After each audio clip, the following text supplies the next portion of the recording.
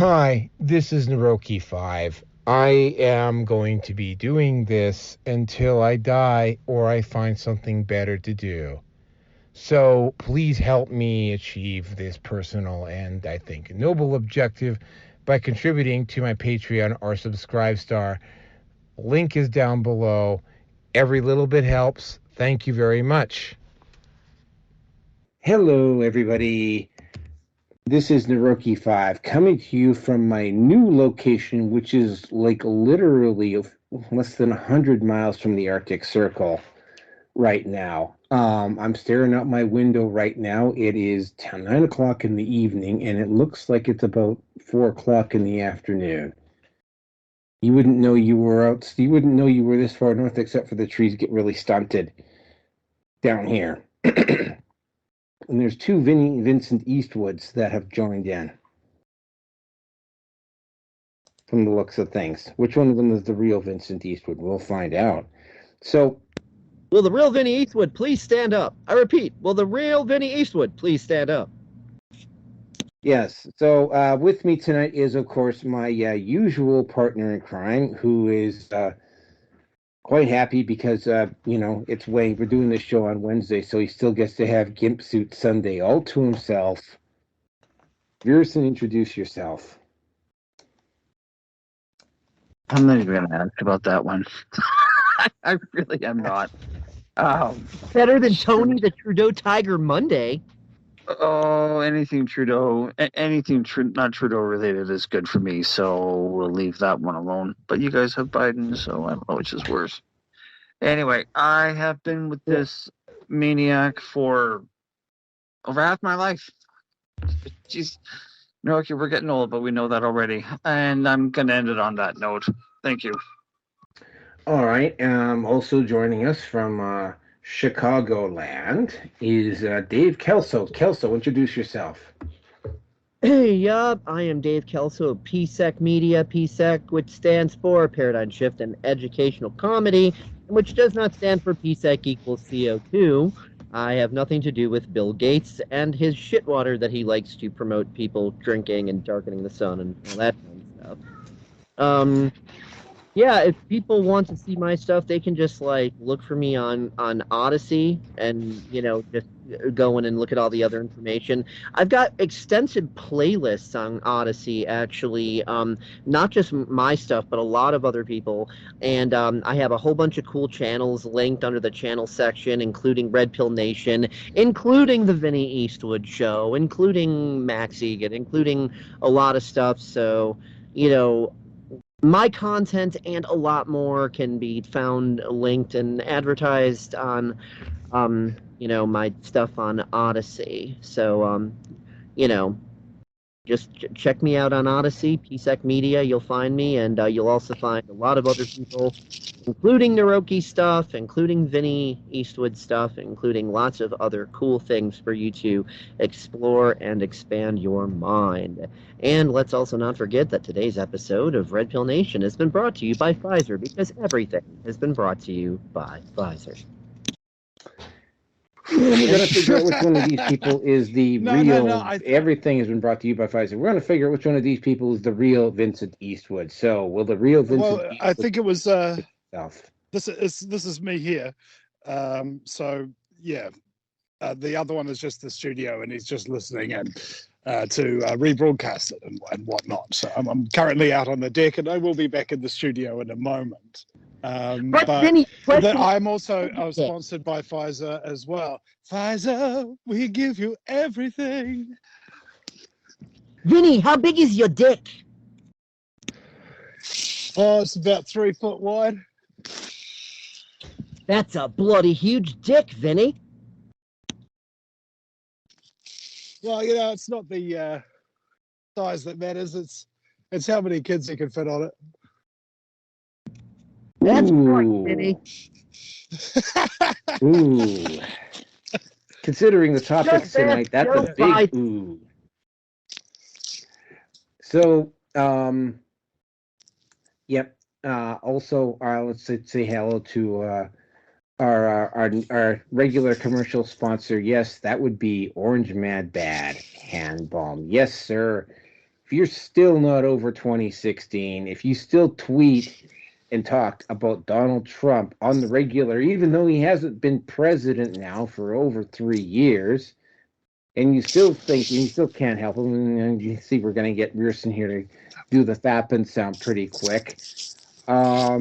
Orange Man Bad Hand Balm is for you. Yes, sir. Orange Man Bad Hand Balm. That way you get no cherry blisters where it counts. That's right. Orange Man Bad Hand Balm. Just remember to call in and scream out our new word, Orange Man Bad, to get 10% off your first order. Don't forget the member Orange Man. Don't forget the memory rock. Don't forget the memory rock. Well, it's just about Donald Trump. You know, it was 3 days after he was elected. It was the first time I actually started paying attention to his election campaign and pledges. And all I had to do was look at the publicly announced list of people that he had in his cabinet and add a few keywords into a Google search. Freemason, Council on Foreign Relations, Trilateral Commission, yada, yada, yada. And you get a hit on every single one. And then you immediately know everybody'd been had. And they've still been running along with this bullshit for the whole time. Well, hey, Vinny, Yeah, Trump well, in the swamp. He turned it into a federally protected wetland is exactly what he did. Yeah, we drained the right. swamp and we turned it into a wetland. No, Trump likes his wetlands.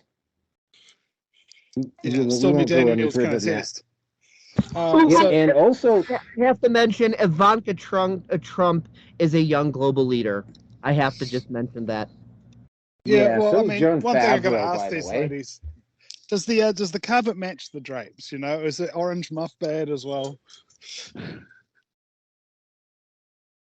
Gee, let's ask him. And how does he deal with the tan lines? So, like, you know, when you're looking at Donald Trump, you see his eyelids are a completely different tan to the rest of his body because he's always in a tanning bed with those freaking goggles on. Roki, let's not forget about your other sponsor, the Memory Rock. Oh yes, the Memory Rock. That's right, the Memory Rock. That's okay. If you keep forgetting something, it's just a rock with the word memory written on it. If you can't remember what you need to, what you did, just take the Memory Rock, apply it to your head like so, and continue to do so until you actually remember or unconsciousness results, in which case it won't really matter. That's right, the Memory Rock.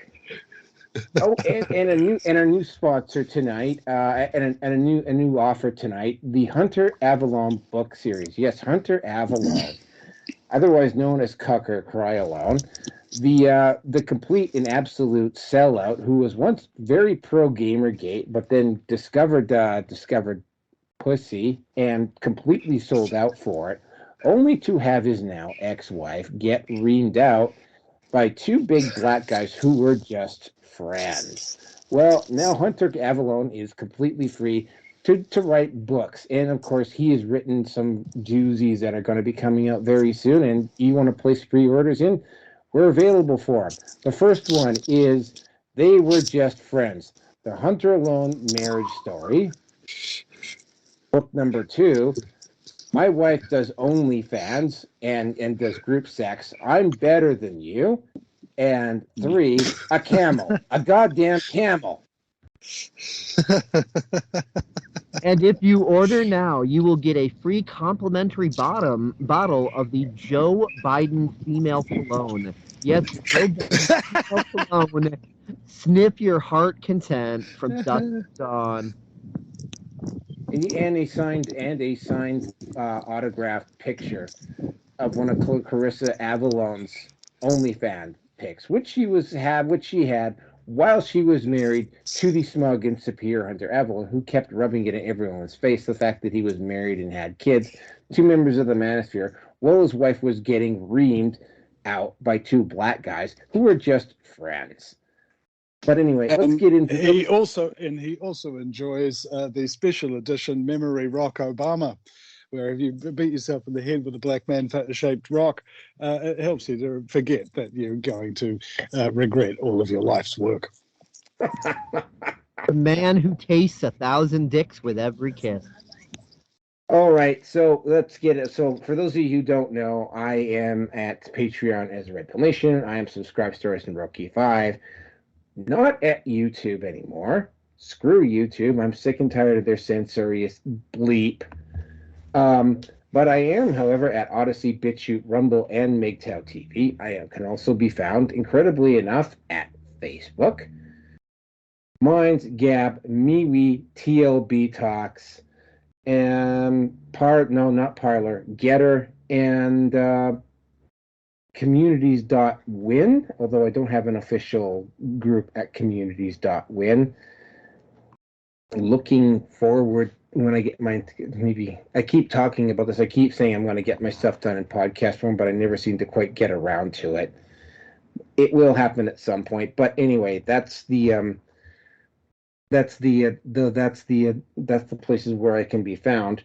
So the topics for tonight: number 1, International Cycling Union to ban transgender athletes from women's events. Number 2, woke Sound of Freedom hit piece writer at Bloomberg exposed as pedophile. Topic number 3, Barbie movie. It's worse than you thought. Open misandry. Yeah, I might get into a bit of a long one there. Topic number 4, Jason Aldeans music video, Try This in a Small Town, gets pulled off country music television only to soar on the hit charts. Topic number 5, Carlee Russell, fake kidnap scam exposed. She attempted to basically pull another Jussie Smollett. And topic number 6, Marjorie Taylor Greene exposes photos from Hunter Biden's laptop in Congress. That one was just a little bit too good not to pass up. So let's just get the timestamp here, and we will get this party started.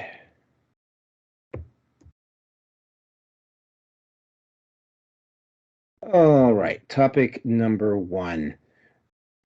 Well, this has already affected one sport, but it's now moved over to cycling. Cycling is also another sport where males have a significant advantage over females in the area of leg strength and lung capacity. I can speak specifically about Canada. There was I don't think in cycling, but in indoor track cycling, there's 1 or maybe even 2 transgenders on the Canadian team that is probably going to be going to the Olympics in 4 years' time. Obviously, that's not going to happen now.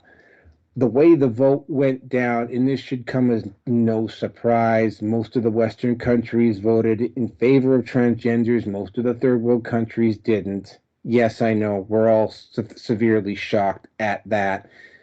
You're probably going to see this in tracking. You're going to start seeing this in a lot of weightlifting, track and field, as these sports, because again, right, this whole allowing men to take away athletic opportunities from women is strictly a Western thing. Me and Rearson won't even get into that Finnish figure skater. That one was just absolutely. I know what you're talking comedy about. Gold. Holy shit! That was just. Oh. That one was gold. It was absolute fucking comedy gold. Holy fuck! Go ahead. Hey, have you seen the video of that with the background music from the Titanic? And yes, it's also badly it's playing. on the video. Yep, it's on the art. We put the whole thing up at RPN.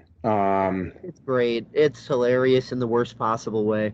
And they allowed her to go second, apparently, so that she would at least appear to be in second place at one point. But if you took a look at her figure skating, it's like, yeah, there's no way she was gonna win. But yeah, it was the stuff of nightmares.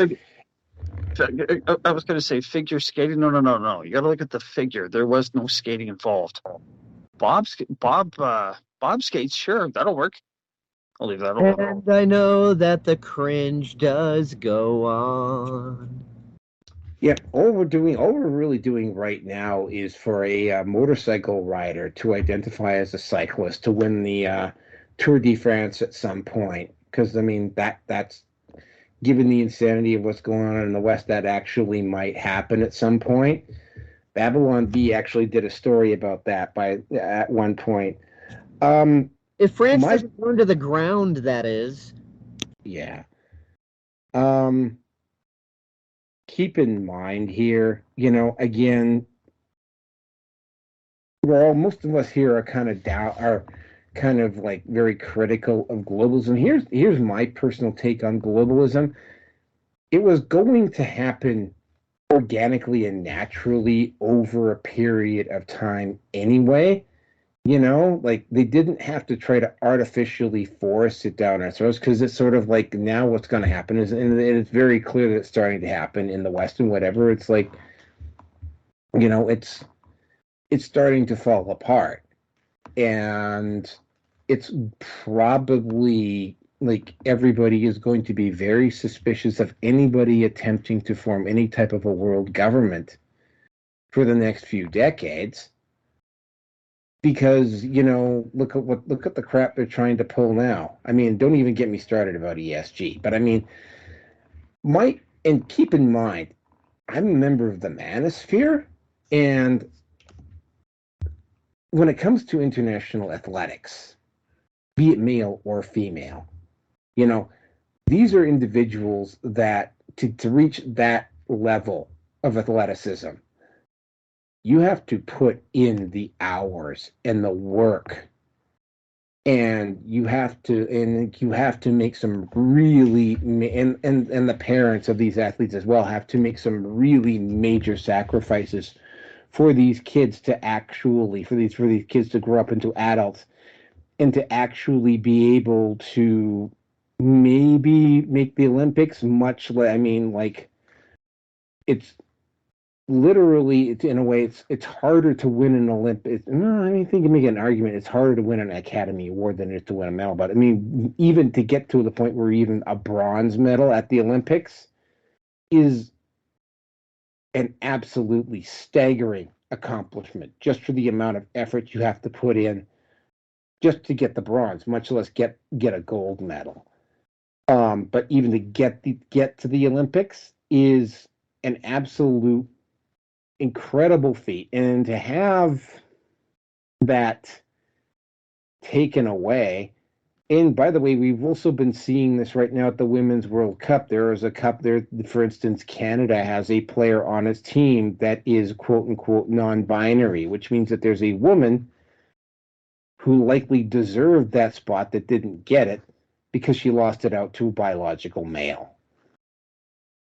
And I believe there might be one or two others. I don't know. I'm not watching the Women's World Cup, but I mean, again, right? Like anything, like I mean, to get to that level where you're cycling internationally, I mean, you have to put in a lot of hours, and to just have some guy come along and take it away from you because of biology, yeah, it doesn't sit well. And again, I'm not overly surprised that the third world majority at this point voted overwhelmingly to not allow transgender athletes to take away their opportunity, and good on them. And that reminds me, sorry, I have to mention this real quick. People can watch Max Egan and find it in there. He had the clip, but there is this chick, I think she was a college student, who got a 0 on her essay or thesis or whatever it was for using the words biological male and biological female. Got a 0 for this. So yeah, that's the world we live in now. Well, since you're talking, Dave, I guess you can go next. Yeah, I mean, I don't really, well, lucky for you, I don't have much to say on the topic more than what you said. I mean, when you're pitting the best biological females and the best biological males in competition with each other, there is no competition. The biological males are going to win.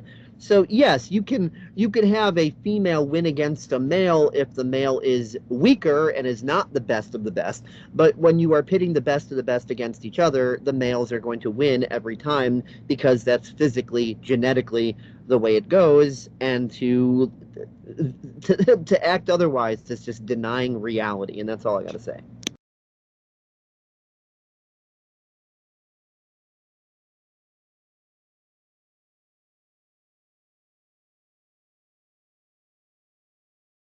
Vinny, you're up. Oh, I didn't realize that was my cue. Yeah, well, I understand the biology question, all of that kind of thing. I mean, the broader context is that if you've got a country with no real men, how is it going to stand up to an invasion against a country that does have real men? And people who are infighting with each other and getting freaked out over the place about this, that, or the other, how are they ever going to coalesce and get together to combat an enormous threat against their entire population? Now, the answer is they wouldn't, because they'll be too busy infighting about all sorts of stuff, as I mentioned previously. So what this does is it distracts us from, the real issues. You say globalism and stuff like that, and just on the show earlier, these guys and saying this, it's all the Jews, it's all the Jews, and there's nothing to that argument, and I think we are a lot of the time looking at these issues like this is one prong of the attack of the enemy. And we're trying to convince everybody that a man is a man and a woman is a woman. Are we spinning our wheels? Are we wasting our frickin' time while these people actually have a plan to exterminate us? How much time do we need to devote to these issues? Out of a news segment. I might be going on another show in about 20 minutes as well, so I'm going to here for a short time, guys. And you'll have to forgive me. I'm incredibly distracted. My partner has been having a real hard time. I've been on radio a lot, and I've been walking around with this call on the cell phone and trying to tend to the baby and my partner at the same time while we're on here. So I'm a little bit distracted. You'll have to forgive me. Okay, thank you. Rearson.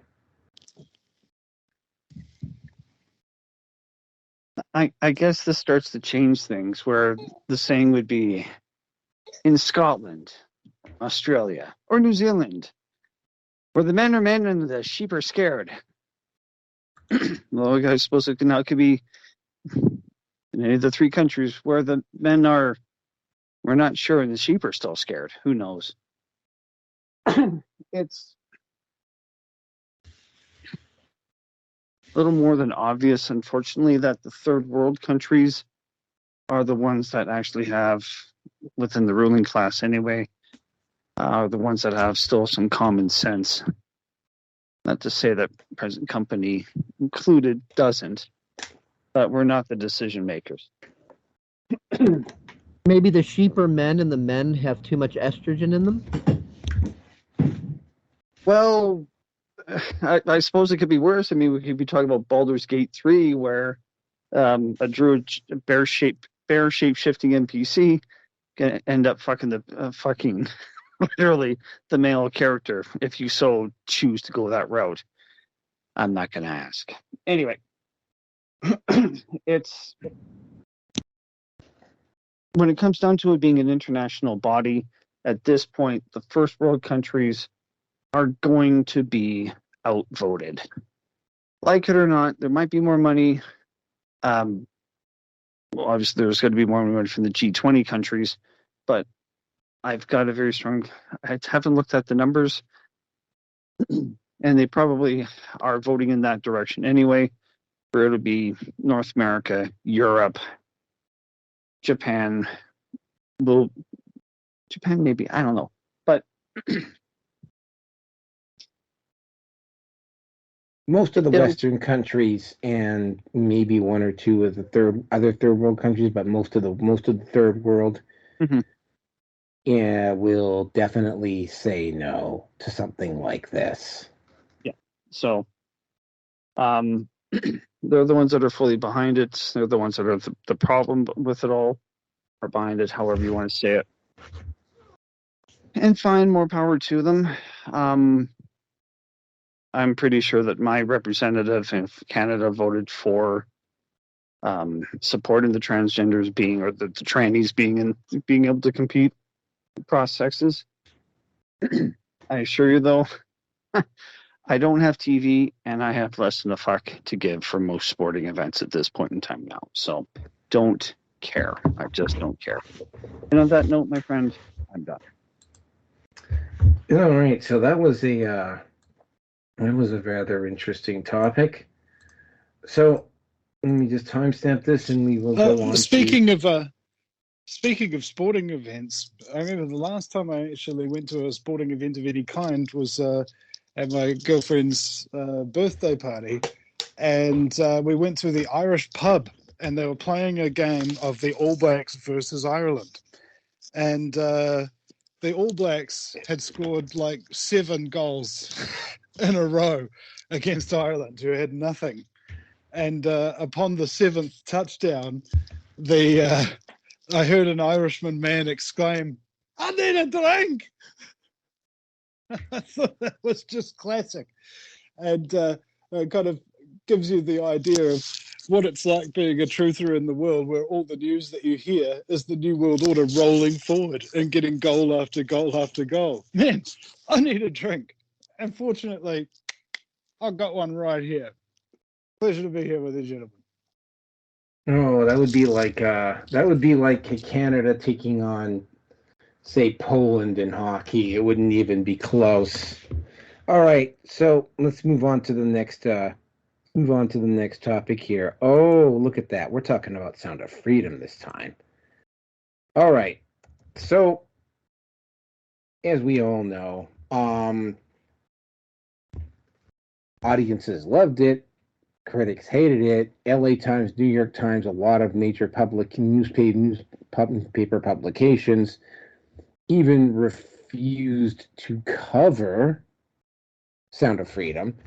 Sound of Freedom is a very I've even seen some stuff being dropped in the alt community, and I mean the way these people were trying to push it, it's almost as if these people were like, it kind of reminded, like, now that I had the chance to kind of step back and look at it, it kind of reminds me of what Sam Biddle tried to do with Gawker Media at the peak of Gamergate, where he like sent out a bunch of people to write up fake stories and whatever about the whole Gamergate situation, and they were so bad that they kind of fell apart. This is kind of like the same sort of thing with this, with some of the stuff that I'm seeing in this, but we're talking specifically about one reporter in particular. Now, I'm reading from Zero Hedge here, so you'll have to excuse me here. Meet Noah Berlatsky. He's your average liberal mainstream media news contributor. Ironically, Berlatsky's latest criticism of the drama focused on the grave yet glossed over issue of child trafficking, lambasted the movie with vitriolic form perpetuating dangerous tropes, whilst he himself turned to the truly tried trope of accusing the movie of packaging together various QAnon conspiracy theories. The one about Epstein Island, and again, I'm going to say this about this particular movie. This movie was shot before Epstein Island was exposed. I will continue on here. And being a movie made for alt-right boomers, there's just one problem. Berlatsky has a sordid history of advocating for the normalization of pedophilia. In 2021, Berlatsky, this is from Zero Hedge, by the way, in 2021, Berlatsky was named communications director at Prostasia, a nonprofit organization which has dedicated itself to the self-avowed mission of protecting children from sexual abuse. While that on its face sounds antithetical to advocating for the normalization of pedophilia, a deeper look into Prostasia's published content shows it merely masquerades under the guise of acting in the interest of protecting children from sexual abuse in order to pervert more such a much more perverse ulterior motive. Yep, he Prostasia lament in 2018, a piece addressing the FOSTA bill, which eventually signed into law, which will allow states and victims to fight online trafficking. Prostasia laments the legislation's stigmatization of pedophiles. Prostasia's file is rife with the use of terms like minor attracted persons, MAPS, and a diluted idea of the virtuous pedophile. Don't even get me started on that one. One who's sexually attracted to children but fights the urge to refrain from, abuses them in a measure of self-restraint that a sex-positive, non-profit champions of some sort of moral paragon. If there's any doubt Prostasia is a Prostasia's pedophilia stance, the organization literally facilitates a safe space for pedophiles, which it has dubbed MAPS Support Club Partnership.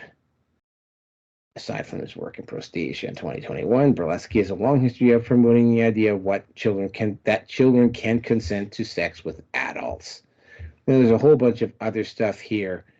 Berleski refers to youth in the sex trade in a lexicon that alienates them from the idea that they are victims of human trafficking, with suggestions that minors should be free to work in the sex trade. Yeah, he did that. If there's any doubt about Berleski's sentiment, where Berleski's sentiment truly lies, all one has to do is look at his social media history, speaking out against the stigmatization of pedophiles. Of course, Berleski has made his Twitter profile private. I know, I'm absolutely stunned since the revelation of the pro-pedophilia issues came to light. And yes, that is a plane flying above me. Hopefully to bomb Mr. Belatsky. Anyway, we covered this last week. California. I was just saying, if he did get bombed, that would make Belatsky a Flatsky. Exactly. Or Exactsky. By the way, if it helps the topic out in any way, I have seen the movie Sound of Freedom. I got my torrent ticket and saw it at the illustrious Pirate Bay Theater. Very, very illustrious place to see movies, with your torrent tickets there. So I can add any other extended commentary regarding the movie. And I can definitely say there was obviously no QAnon conspiracy theories in there. Like you mentioned, that movie was made well before any of that came about. So. Yep, exactly. Rusin and I have also, I don't know whether it's in New Zealand at all, Vinny, but Rusin and I have also all seen it. Yeah, there is none of that stuff. And yeah, when I started looking at reviews about this, the island part of the movie, that got a lot of talk about Epstein. But again, as both Kelso and I have mentioned, this movie was shot before Epstein was exposed in his island. Yeah. And then it kept under wraps for 5 years by Disney. Of course, Disney. There's an interesting video done by a YouTuber called Moon. That's literally his handle on YouTube. I'm familiar with his stuff. He does really good stuff. I wish he would get on Odyssey. I really wish he would get on Odyssey as well. He did a rather scathing criticism of Disney. That's his most recent video. Yeah, I saw the movie. I'm tempted to go see it twice. Unfortunately, I'm also going to have to suck it up now, and I'm also going to have to go in and watch Barbie so that you guys don't have to when I get back into town. But I digress. Like we all have to make sacrifices, bro. Yep, we do. But yeah, it was a good movie. I am going to go. I don't think I'm really going too far out on a limb here, because of the way the Academy Awards are set up. It's going to they're going to have very little choice but to give it a couple of nominations. I would love to see the reaction if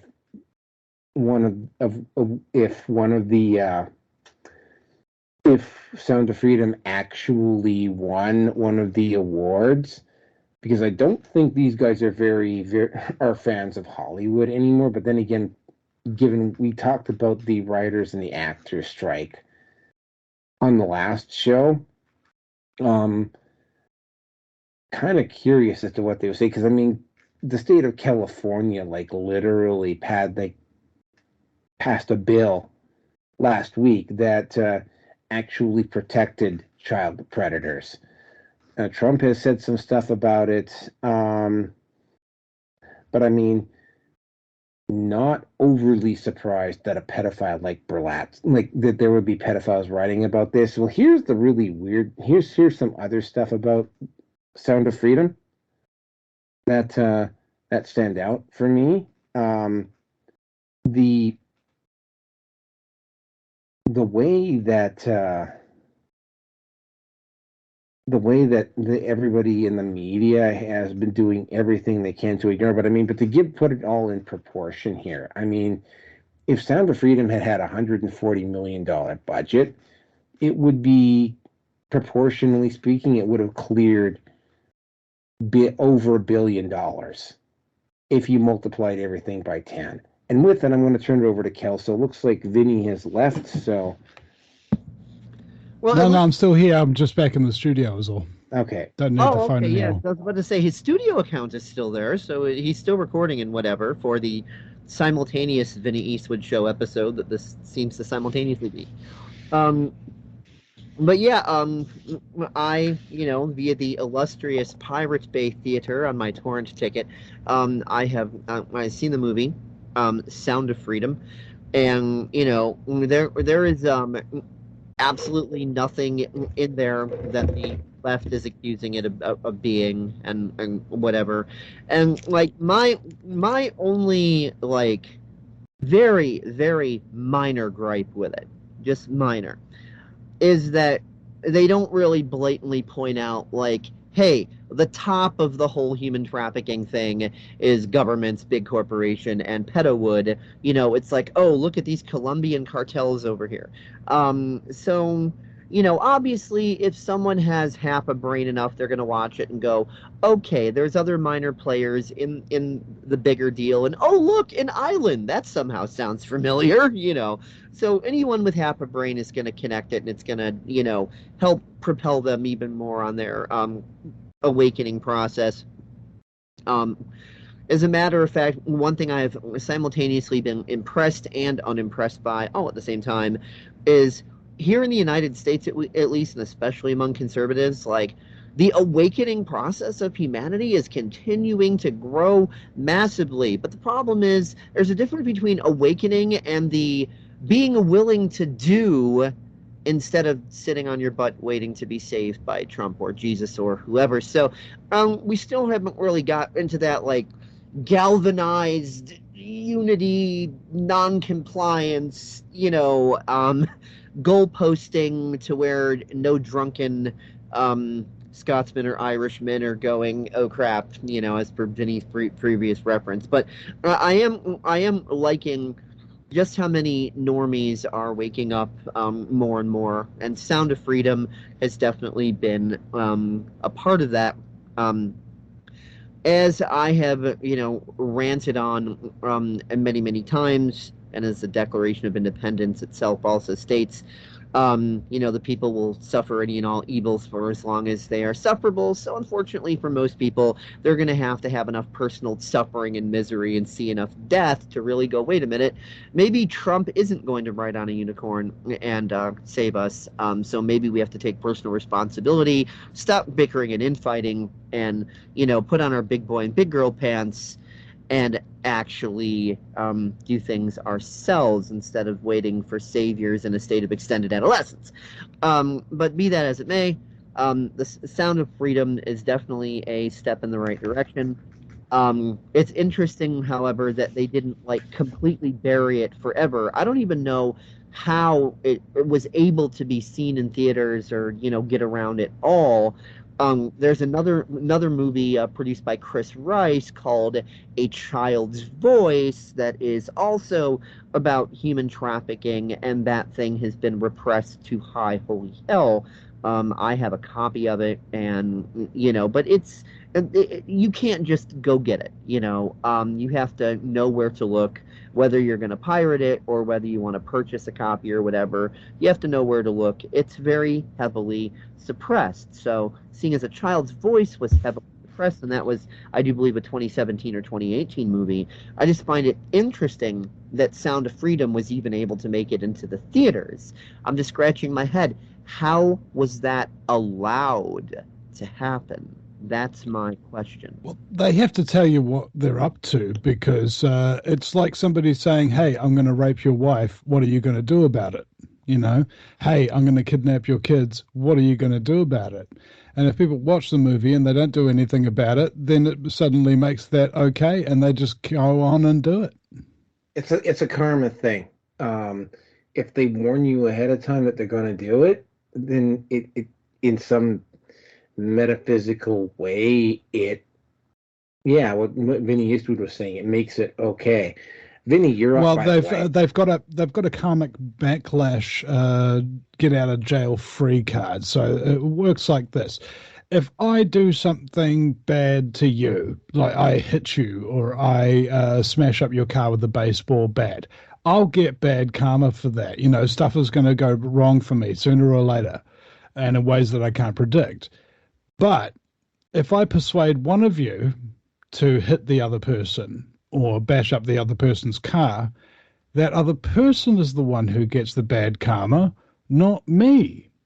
That's why you got all these soldiers and things of that nature dealing with their PTSD and all these problems and homelessness and whatnot. And all the politicians who sent them to jail are walking around like nothing's happened. So here's one question about that then. Yeah, I mean, I agree, but here's one question, and I think you'd probably, Vinny, be really good at answering this.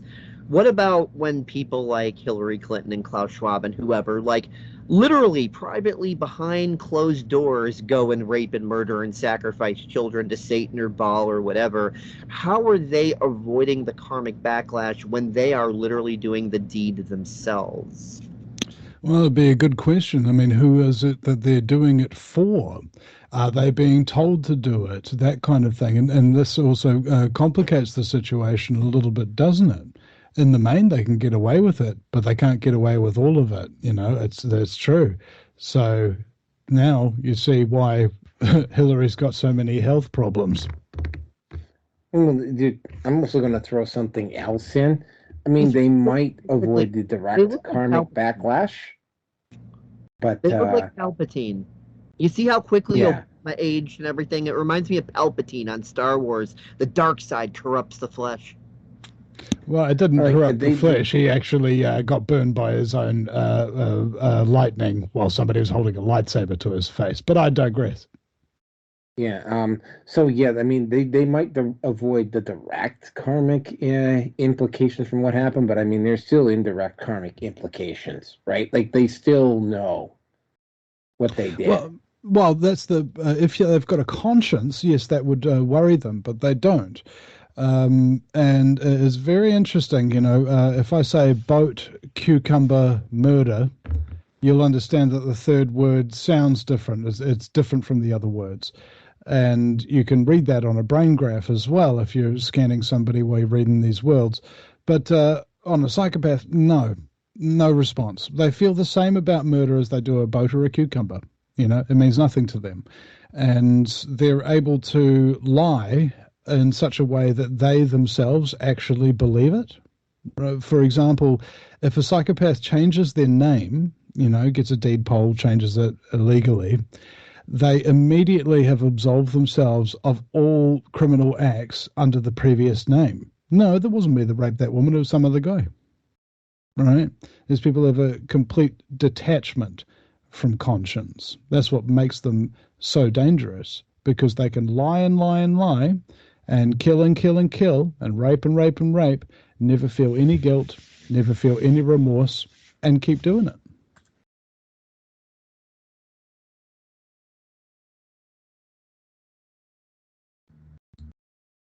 Bruce, I believe No, that is your cue. Unless you Yeah, I have was just anything gonna more to say- say, Vincent. No, I'm good. Go ahead, Rearson. All right. I was going to say, yeah, with that awkward few seconds of silence, it's like, oh, I gotta get ready. Okay. Well, when we first talked about Sound of Freedom, I can't remember if it was on your show or Jaffe's, or said it on, or said it on both. Anyone, in my opinion, that is going to be against it, for whatever their reason is, at best, they're ignorant and indirectly are helping that dark side of life, shall we say.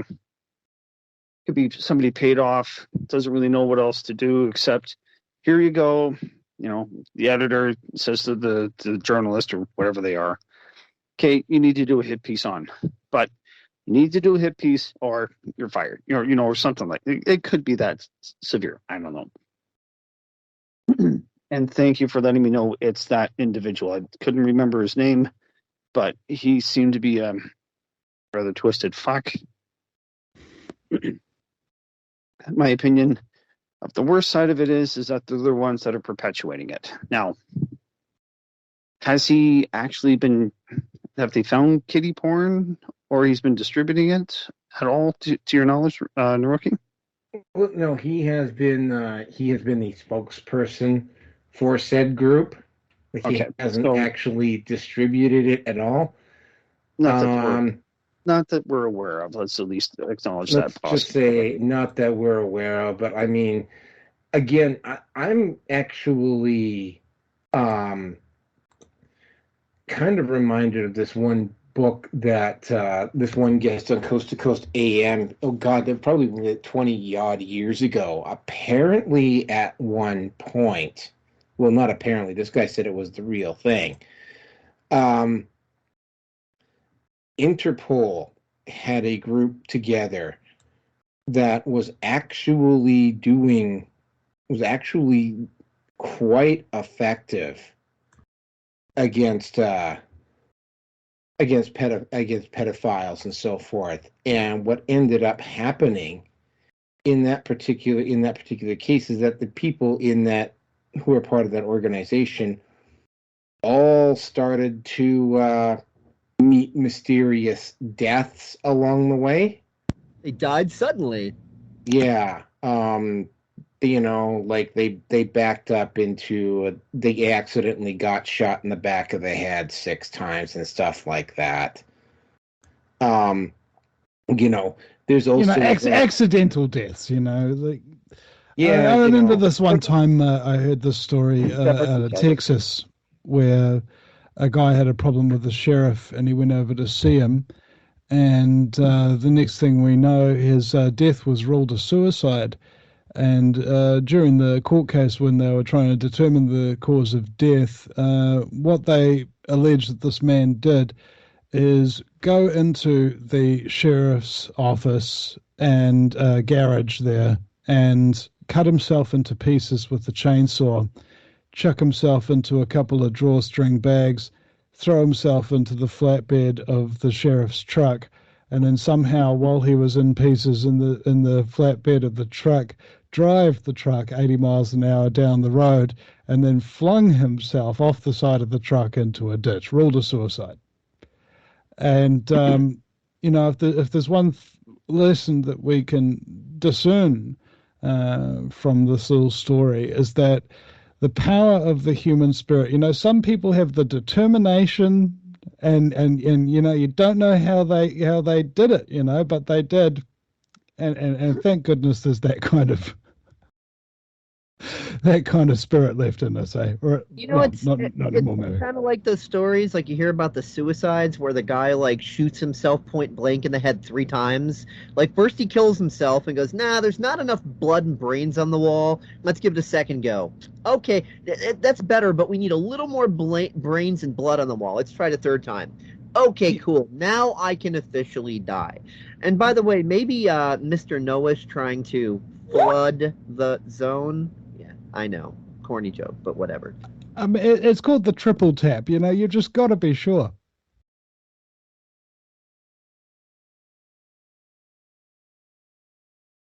Anyway, as I was saying, Not sure until you're event 201, sure. Shut up. As I was saying, people like this, well, we can't prove we don't have definitive proof. I would not be the least bit surprised of him having at least a terabyte, I'm sure, of stuff that maps enjoy. But have to wait until he's actually, I'm hoping not a matter of if, but when he'll be outed for highly likely being the Sprouts of Woody, looking at little boys, maybe little girls, or raping them, or whatever. So, hey, Steve, before I forget, the reason I hate the name pedophile is because it's too politically correct. Let's call them child rapists and child murderers. That is really getting to the point. And V just joined us. V, welcome. That was a hell of a time to come into the show. Yeah, pedophiles, man. There you go. The child rapists, the child murderers, the Epstein Islands. I'm going to mention one thing about this. I mean, the first guy that got shot by oh God, I can't remember the kid in Kenosha who shot that person defending himself. Kyle Rittenhouse. Oh, Rittenhouse. Yeah. Yeah. Okay, I'm just going to that say first guy was a pedophile, and he was given a pet name by the guy who played the Hulk. What, Lou Ferrigno? No, Ruffalo. Mark Ruffalo. You give him a pet name. Continue here, Rearson, and we'll let V, and then we'll move on to the next topic. Yeah. So my honest feeling is that if you're openly opposing it and you have, well, rather questionable James Gunn-ish kind of tweets or letters or articles that you've written, whatever, I'm sorry. It smells like shit. It's going to kind of look like shit. It's probably going to taste like shit. It's shit. So, beep, all yours. Not that I'm saying you're shit. Anyway, off to you. Yeah, you just like shoveling it my way. Which subject? I could get a bulldozer and bring it over. That's not a problem. Dump trucks. It's up to you. I mean, Back to the Future. All right, I'm trying to track here. What subject are we on? What number? Sound of Freedom. Number 2. File talking crap about it. Or sorry, child rapist. Excuse me. Oh, yeah. Well, I still haven't watched the movie, so there's not anything I can say on it. So we could definitely move on to the next topic. Oh, I've definitely seen it. I got my torrent ticket at the illustrious Pirate Bay movie theater. It was great. Oh, so it is torrentable. Okay. Well, then I'll go ahead and download it. All right, are we done on this one? This is an FBI standard message. Stealing from the internet is wrong. Vinny, how's it going, brother? Well, I'm borderline and I'm fabulous. I might be going to jail in about 3 days. So, yeah, this is actually my last show before I potentially go to prison, guys. So it's lovely to be here with you. Okay, so let's move on to the next. Let's move on. Yeah, you have to give us a report. He's gonna rock the jailhouse with his comedy. Oh, and also, like last time I was in the holding cells, I was doing a fair amount of singing as well. One of the cops comes out and he goes, "Oh, was that you singing, bro?" And I was like, "Yeah." And it's like, "Oh, we thought you were pretty good, actually." All right. Sorry, I don't. We like I say, I got to be at work at 6:00 in the morning here, so we have to keep this moving. All right, topic number 3. I know that none of us have seen it because I actually had to fly out the day it got released, so I didn't have a chance to look at it. Now, we did cover the Barbie movie a couple of weeks earlier because Mattel apparently got upset with the marketers of this movie because they didn't want it being labeled as a feminist movie. Now, at the time, I didn't really. It was like, oh, okay. And keep in mind, Amy and I want all of you, like some of you will know who I'm talking about. Some of you don't. Amy Schumer walked away from this movie because it wasn't feminist enough. Now, and when I get into, and again, it's going to be hard for me to get into it all because I haven't seen the movie and I won't be able to see the movie until I get back into the city. Well, they had a red, so it was they changed the marketing scheme and people were just thinking that it was just going to be a comedy about a person, Margaret Robbie, playing a Barbie doll and in this Barbie doll world, and it ended up being something much, much, much worse. It ended up being it wasn't a feminist movie, but it was a feminist movie. But I mean, it was probably, and again, it's going to be hard for me to say this because I haven't actually seen the movie. Probably the most misandric movie that has come out, and there have been some bad ones. Although I'm still going to lean towards a movie that hardly anybody has ever heard of, done by Mel Gibson back in the early 2000s, called What Women Want. It's probably the most misandric movie that I've ever seen. But that was actually one of the alternate titles for Voices for Freedom, What Pedophiles Want. But anyway, go ahead. Was that the one where he could read minds, or am I thinking of a different one? Yeah, okay, it was the one where he suddenly got the ability to read people's minds. Yeah. It was supposed to be a comedy. It treated literally all the men in that movie were complete idiots. And by the way, every single male in this movie is either an accessory, really bad, really stupid, or just plain evil. Like literally, and some of them are a combination of them all. The guy who plays Ken in this movie actually gets a few laughs. So I mean, it's gonna be hard. I mean, I'm gonna have to when I get back into town, I'm gonna have to go see it. It actually did fairly well at the box office, all things considered, probably because the marketing kind of fooled everybody. So it's going to be hard to tell whether we'll see what happens in week 2. Like, does it drop like by 70% or something like that? But it is going your brain out with bleach after you see it. Yeah. It is probably going to turn a profit, which would mean that it is only the second woke movie that has actually turned a profit since the first one since Captain Marvel, and this is the only one that's been able to do it without having to fudge the numbers on seat sales, which is something that Captain Marvel got accused of doing. And I will go to my grave saying that the porno parody done for Captain Marvel was actually probably better than the movie itself, but I digress. The whole movie, of course, Monday, you saw all the feminists like blowing their horns and touting and celebrating and talking about how they own the patriarchy and all that sort of stuff. And when I'm thinking about the necessary moving parts that they had to do in order to make Barbie a successful movie. Well, first of all, the movie, I'm going to have to imagine, is probably, if you're able to look past all the misandry and just watch it as a regular movie, and I'm going to, when I get back into town, I will attempt to do that. The movie's probably it's probably somewhat entertaining. That's just me speculating.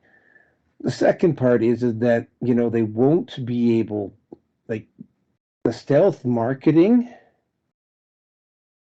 worked because the movie itself is from a certain perspective is not all that bad. This is me talking. This is me speculating.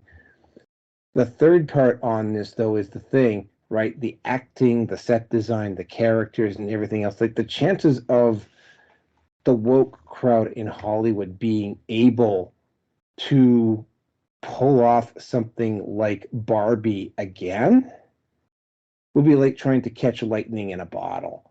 And my take up until yesterday, actually until this afternoon, was, well, you know what? We are in a culture war, and in a culture war, the bad guys do occasionally win one. Yeah. They are occasionally going. They don't win very many of them, but they do occasionally win one. Then I was listening.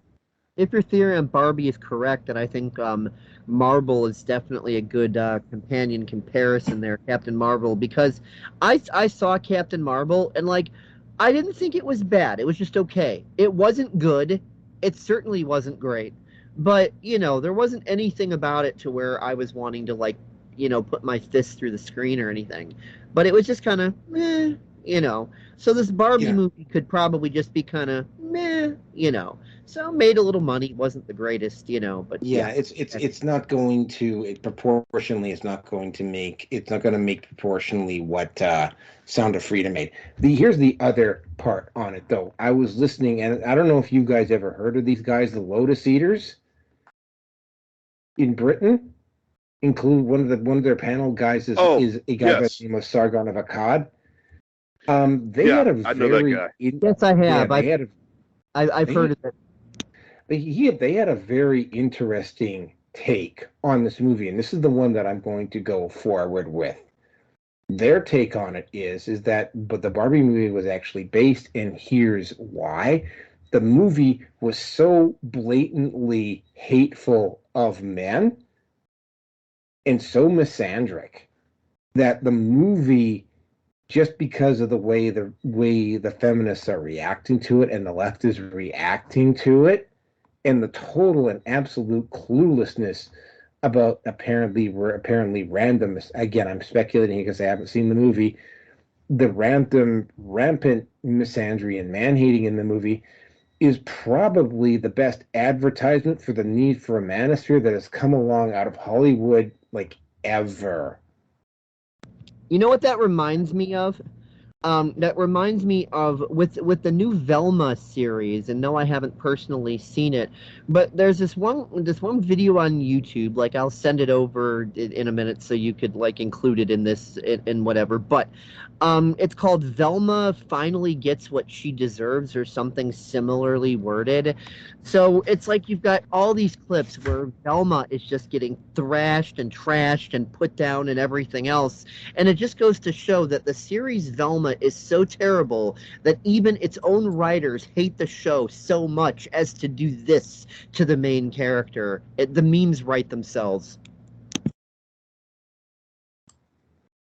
Amen on that. Okay, we'll do Vinny, then V, and then Rearson. So Vinny, you're up. Okay, guys. Well, I'm trying to promote my well, I guess promote is the wrong word.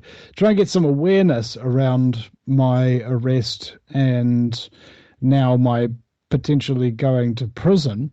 Was arrested on August 18th, 2021 for violating lockdown by organizing and attending a protest. And since then, we've been charged and been under bail conditions, including for up to 6 weeks. It took us to get them removed. Not being able to leave the house, not being able to have a mobile-capable device, and not being able to access the internet, and also not being able to contact my co-accused, Billy TK, who was used to be the third preferred Prime Minister in a Colmar Brunson poll during the 2020 election. And so he was arrested with me, and we've had to go through 2 years of court, and now we've finally been sentenced, myself to 3 months prison and Billy TK to 4 months prison for peacefully protesting in the middle of the city in broad daylight, And that's what we're facing right now is a question about whether or not New Zealanders have any rights anymore. If the government can do that to us, then it means that you don't really have freedom of assembly. You don't really have freedom of speech because the government can just say, no, you don't have it.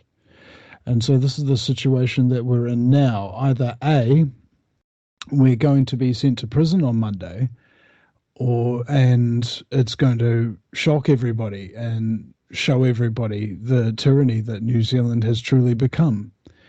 Or we're going to be let off, either entirely or with just a lighter sentence. And we may have bought New Zealanders their rights for a little while longer. And I want people to go to the change.org petition site, just search up Billy TK or Vinnie Eastwood on change.org and sign that petition and share it out for us, please.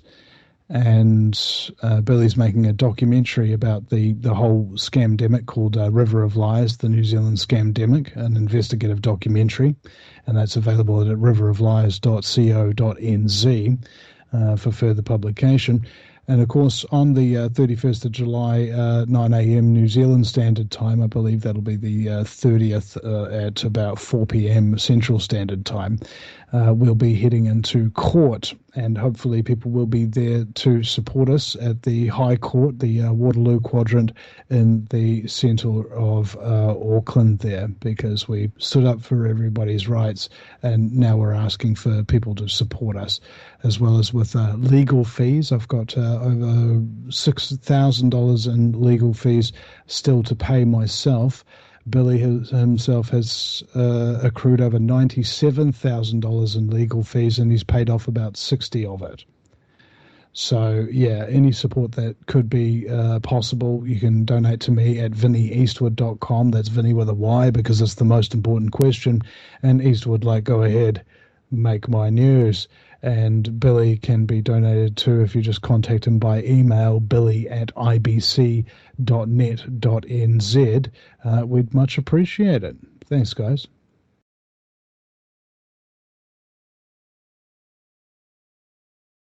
Well Okay. said. Who's next? That's Vinny for you. Yep. Well, yeah, I definitely, had Vinny on my show not too long ago, trying to get the word out as well. I know we did a show. Vinny was the topic of the show last week or the week before. Here on this show, we're definitely pulling for you, brother. As far as the topics is concerned, this Barbie movie, I think, to each their own. To each their own. If somebody, and I remember watching that movie, What Women Want, and it just goes to show you that it's a curse. Actually,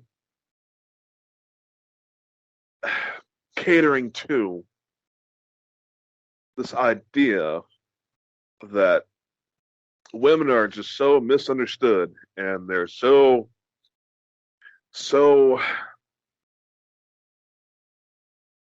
undervalued and things like that. It's a lot of garbage. That's hot garbage. Yeah,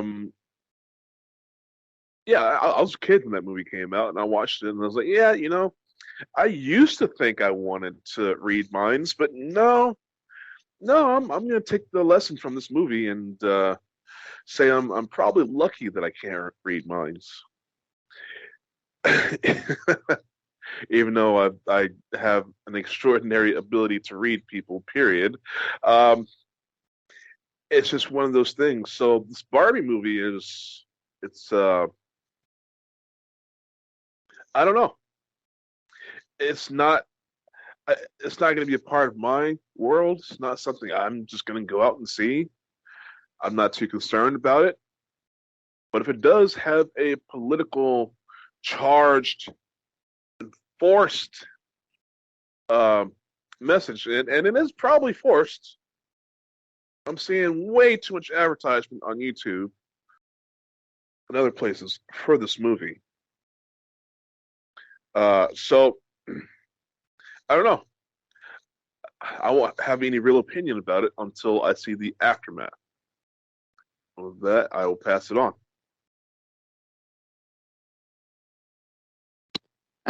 Send it to you. Yeah, I was going to say, what do women want? Most of the time, they don't even fucking know. Anyway, Amen. Tell me I'm not wrong. They fucking don't. Anyway, I want.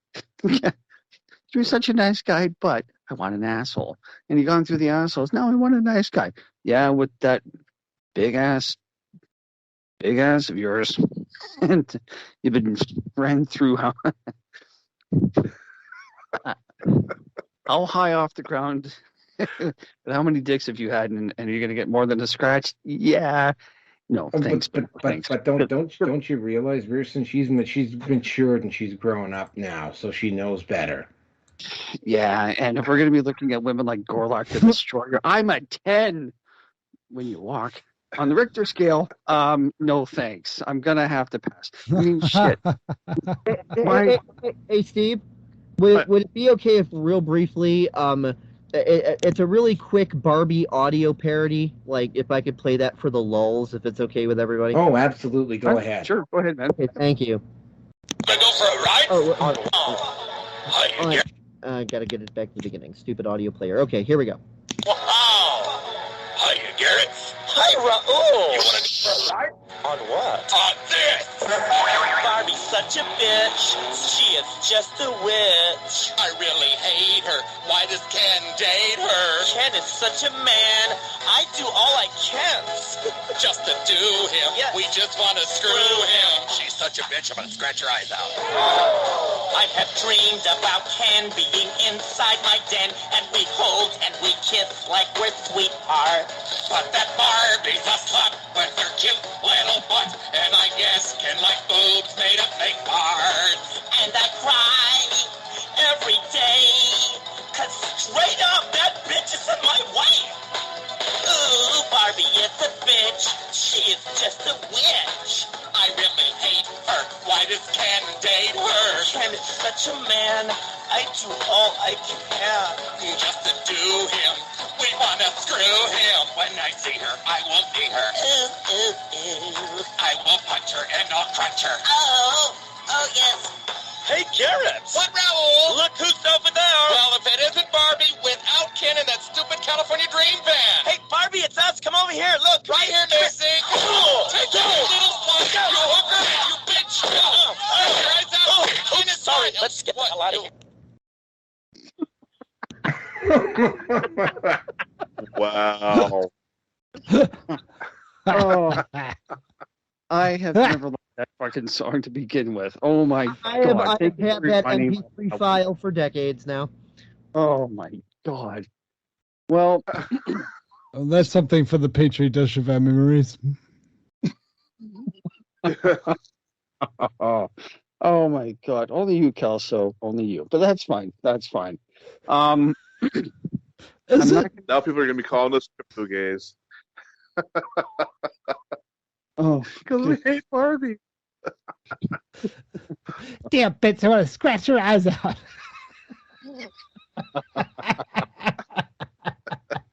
Oh my God. Here at the Red Pill Hangout, once again, our standards, there are none at all. I put the MP3 in the chat for the full quality version that's not going out a speaker and back into a microphone again. Oh, thank you for that. It's getting added to the show. Probably at the start. I'm making that my show's new theme song. Frankly, like I shudder.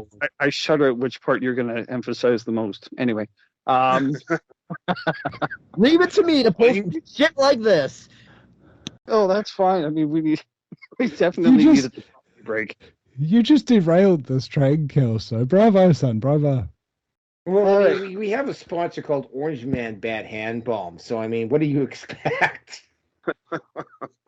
Well, Vinny, I would take a bow, but Gareth might give me a ride on this, doing, so I don't want to take any chances. You know, we can't all be winners.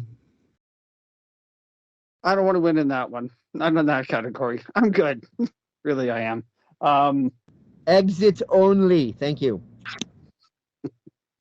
Well, okay, and I don't want to cut Russell off here, but I was actually thinking, because the guy who played Ken, I know he's already a Hollywood heartthrob, but his position as a Hollywood heartthrob, it's already exponentially bigger. Okay, higher. I seen an interview. It was like a 2-minute interview. This little hot blonde chick is interviewing him, and the question was from her is, how do girls get themselves a Ken? And this Gosselin, I think that's his name, his response was, oh, well, whenever you see a guy around you and you drop something, if he picks it up for you and hands it back to you without hitting on you, then that's your Ken. And then she drops her cue cards, and she's like, "Oops!" And and he picks it up for her, hands it back to her, and says, "Okay, bye bye. Interview's over." Oh, nice, love it. Oh my god, fucking easy, duh. Sure, likes a swipe of a credit card. Hey, you know, God likes a trier, honey. Thanks for coming out, sweetie. Goodbye. You're the weakest link. Anyway. Next.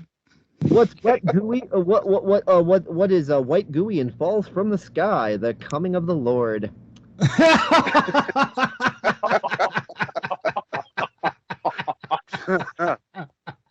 I'm sorry, what am I seeing here? Is there monetization disappearing if we were actually trying for it? You know, so sometimes on a show you can actually hear the monetization disappearing. Yeah. It's like the crackling of a bonfire. It's like all your money going up in smoke.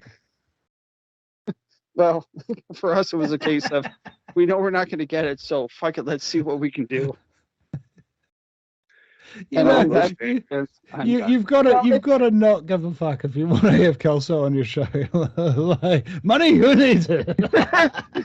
well, you know, if you definitely want to get slandered and have hit pieces written on you and lose monetization, all you need is me and Richard on the show, him with his very real AK that he's brandishing, and me with my authentic Nazi helmet doing the salute to the COVID Reich. That will do it for sure. You'll end up right at the top going, Vinny Eastwood, white supremacist, the proof is in.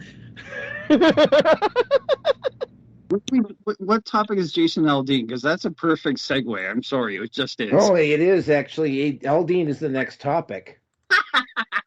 This is the show for segues, after all.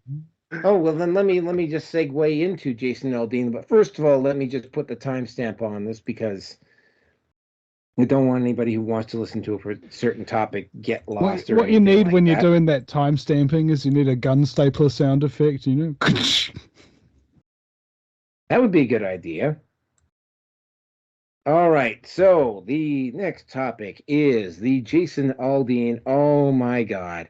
No, wait, you want to talk about, I mean, Bud Light is made for a very specific audience. It is. And while I'm including Bud Light, is sort of like, you know, there's a certain crowd that listens to country music. I grew up for instance, I grew up in a small northern Canadian town. Well, I won't say it was a city, but I mean, a lot of these people were like rednecks. You know, these people, they loved their country and Western music. And as a result, because I wanted to be a little bit more ordained and a little bit more sophisticated, I absolutely learned to hate country and Western music. I'm kind of developing a little bit more of a like of it as I get older. But I mean, country and western, at least I don't know if they've got a version of country and western in New Zealand or not, but in North America it's more or less like a south and a flyover state or flyover province kind of music. Hey, Naroki, you know what happens when you Yes. play country music backwards? You get your dog back, you get your car back, you get your wife back. Oh yeah, no, I used to taunt my stepdad with that all the time. And you got beer in the fridge. And Bud you got Light, beer in the fridge. something else. Who There you knows? go. And your hound dog isn't quite so frustrated anymore. Ooh, and we're getting into bestiality here. Okay. Hound dog. That's when my hound dog started looking good to me. That's an actual line from Married with Children, by the way. Hey, Married with Children, the television show. Children. Do do do do do do do do do. Exactly. So so yeah, and I mean it's like you would figure that the executives over at Country Music Television would have enough brains to understand that, like the song. And by the way, I have listened to the song multiple times now, and no way does it mention race. No way does it mention racism. And yeah, I'm actually, as I'm getting older, I'm starting to agree. And now that I'm working this job, I am gonna start some point in the next 2 or 3 years, I am gonna angle towards moving into a small town. Are small towns superior? Yes and no. I'm not going to say that people in small towns are better than people living in the city. What you do get, though, in a small town is a much stronger sense of community in general, because everybody knows everybody. Like if you piss somebody off in a city, there's a good chance you're never going to if you're lucky, you might not see that person for months. You piss off somebody in a small town, you might see that person the next day. So that kind of forces people to be maybe just a little bit more polite and a little bit more considerate to each other, because it's like, yeah, you are going to see that person again sooner rather than later. And also, there's just nothing to do, and you can't be offside with people, because they'll be the people who might have a party or something like that you won't get invited to. And if you get ostracized when you're living in a place where there is nobody ostensibly around, you're going to start to go nuts. Oh yeah, absolutely. So I mean, I'm not going to say that small towns are infinitely superior to big cities. What is the case, though, is that by and large, especially what's happened in North America, is that those riots that took place back in 2020, they were all happening in cities. When they tried taking this stuff to small towns, bad things happened. Like they would show up, and there would be a group of people at the city limits carrying shotguns or clubs and saying, "Yeah, you try doing what you just did in the big city over there here, you're going to get walloped." And there was one case, somebody was commenting on this about how Antifa showed up in their town. And what literally happened is they had a walkthrough. They let them protest. But what they did is that while they were protesting on one side of the street, the townspeople, armed, by the way, because it was North America, had various weapons out, were literally daring them to try something. I think that was in Oregon, if I recall correctly. It might have been, but anyway, yeah. And of course, right, gossip mills in small towns are just hideous. At the same time, though, certain types of crime, certain other issues that you have to deal with in a city that you have to deal with in a city, you don't have to deal with in a small town, right? So I mean, it's a trade-off. I for one just don't feel like getting stuck in a city where I basically won't be allowed to own a car and may be forced to eat the bugs in my confined little 15-minute city space, because the city that I currently live in Edmonton is the first place in North America that they decided to ramp up the 15-minute city concept. I digress, though. It's true, though. You didn't see these riots getting spread to small towns. I think the people didn't like hearing that, but here's the part that really blows my mind. You'd figure that people at the executive at Country Music Television would be able to put two and two together and figure out that, pulling this music video off our network is a direct insult to our audience. But you know what? They went ahead and did it anyway. Now, apparently, they are, because of how badly it's backfired on them, they're apparently letting an edited version on the air at some point. Although I don't know what they chose to edit out.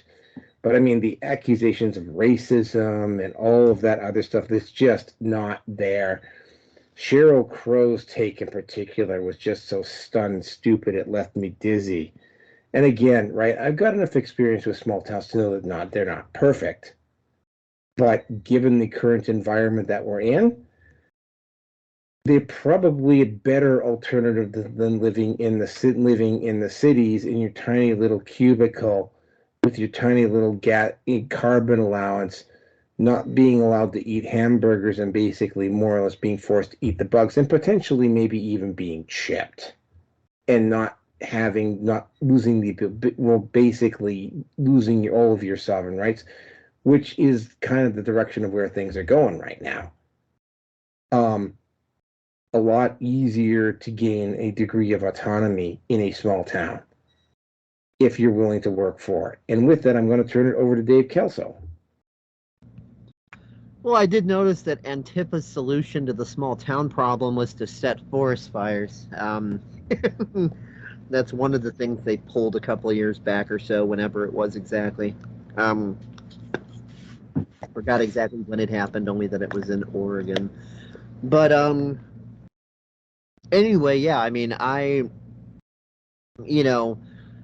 do love it out in nature, and if I had the ability to at the moment, I would definitely go do something similar. And ultimately, as things progress in my life, I think eventually I am destined towards that direction at some point.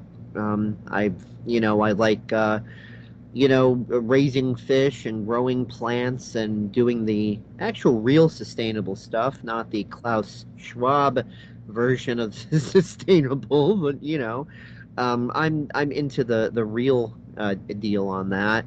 And I don't have a big property, but I do what I can. I got some raspberry bushes and a grapevine and, growing some tomatoes and this and that. It's not enough to really sustain, but, at least it's one less thing to buy at the store or whatever. But yeah, I pretty much agree with what you're saying. And as far as like the whole song being pulled and whatever, I don't really know enough about that to comment on that specifically. So all I could do is comment on what you said, which I just did. So, Vinny, take it away. I mean, I'm not entirely sure what the exact subject matter is here. I mean, I'm kind of, in a sort of a world of my own here. Can somebody please refresh me? Okay, yeah, I guess this is a strictly North American thing. Antifa, you're talking about. It's not just Antifa. Jason Aldean is a country western singer. I guess they don't have country western in much country western in New Zealand. He came out with the song called "Try It in a Small Town." Country Music Television, who should damn well know what their audience is, pulled the video after leftists started screaming bloody murder, which caused the music video and the song to actually soar to the top of the country music listings, despite what Country Music Television did. Here's the thing: Country Music Television knows what their audience is like. They know it's mostly flyover state people. And they went ahead and did this anyway, like it was actually going to have an effect. Instead, it basically Streisand affected the song. And apparently there's going to be a re-edited. They are having to admit defeat, and there's been some negotiations, and Aldean is going to be allowing an edited version on the show. But again, right, the left has been basically making a bunch of claims about this video and just hoping that nobody fact checks in any form or fashion. I mean, they're doing the same thing with everything, really, isn't it? You can't Pretty do much, anything. yeah. You can't do anything that's involving truth or freedom or common decency or something of that nature without the left making a big stink about it, which just shows you what they're really opposed to.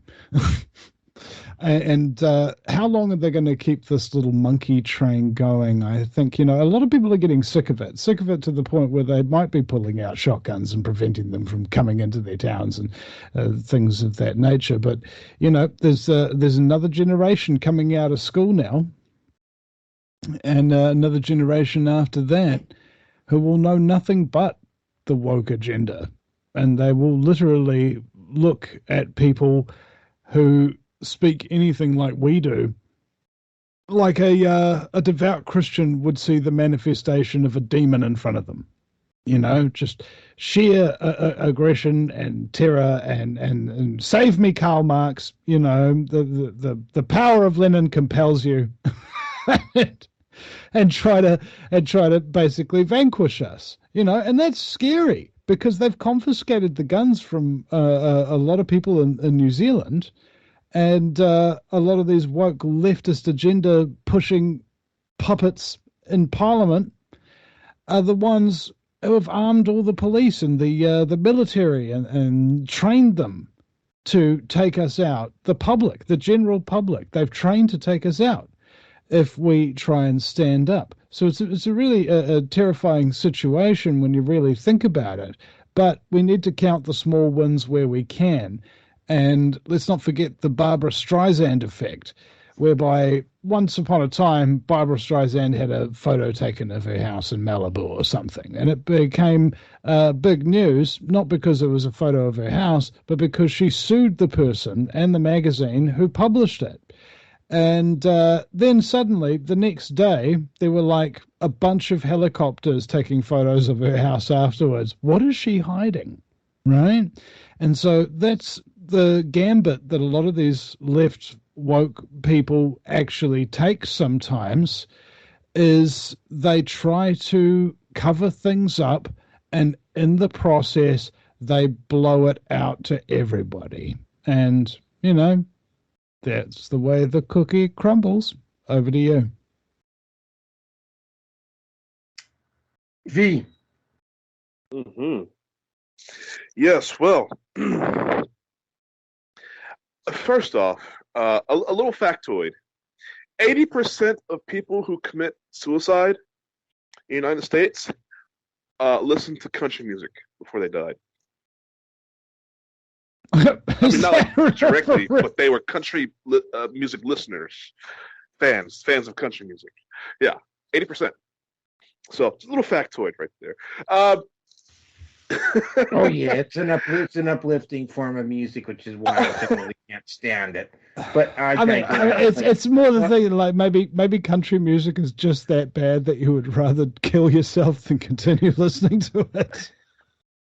There's only one country song that I like, and it's not even done by a country band. Flight 602 by Chicago. It's the only country song I like. I think it's the only country song they did. But anyhow, yeah, Chicago's not a country band, right? So, Agenda 21. One of those agendas was having people move into major cities.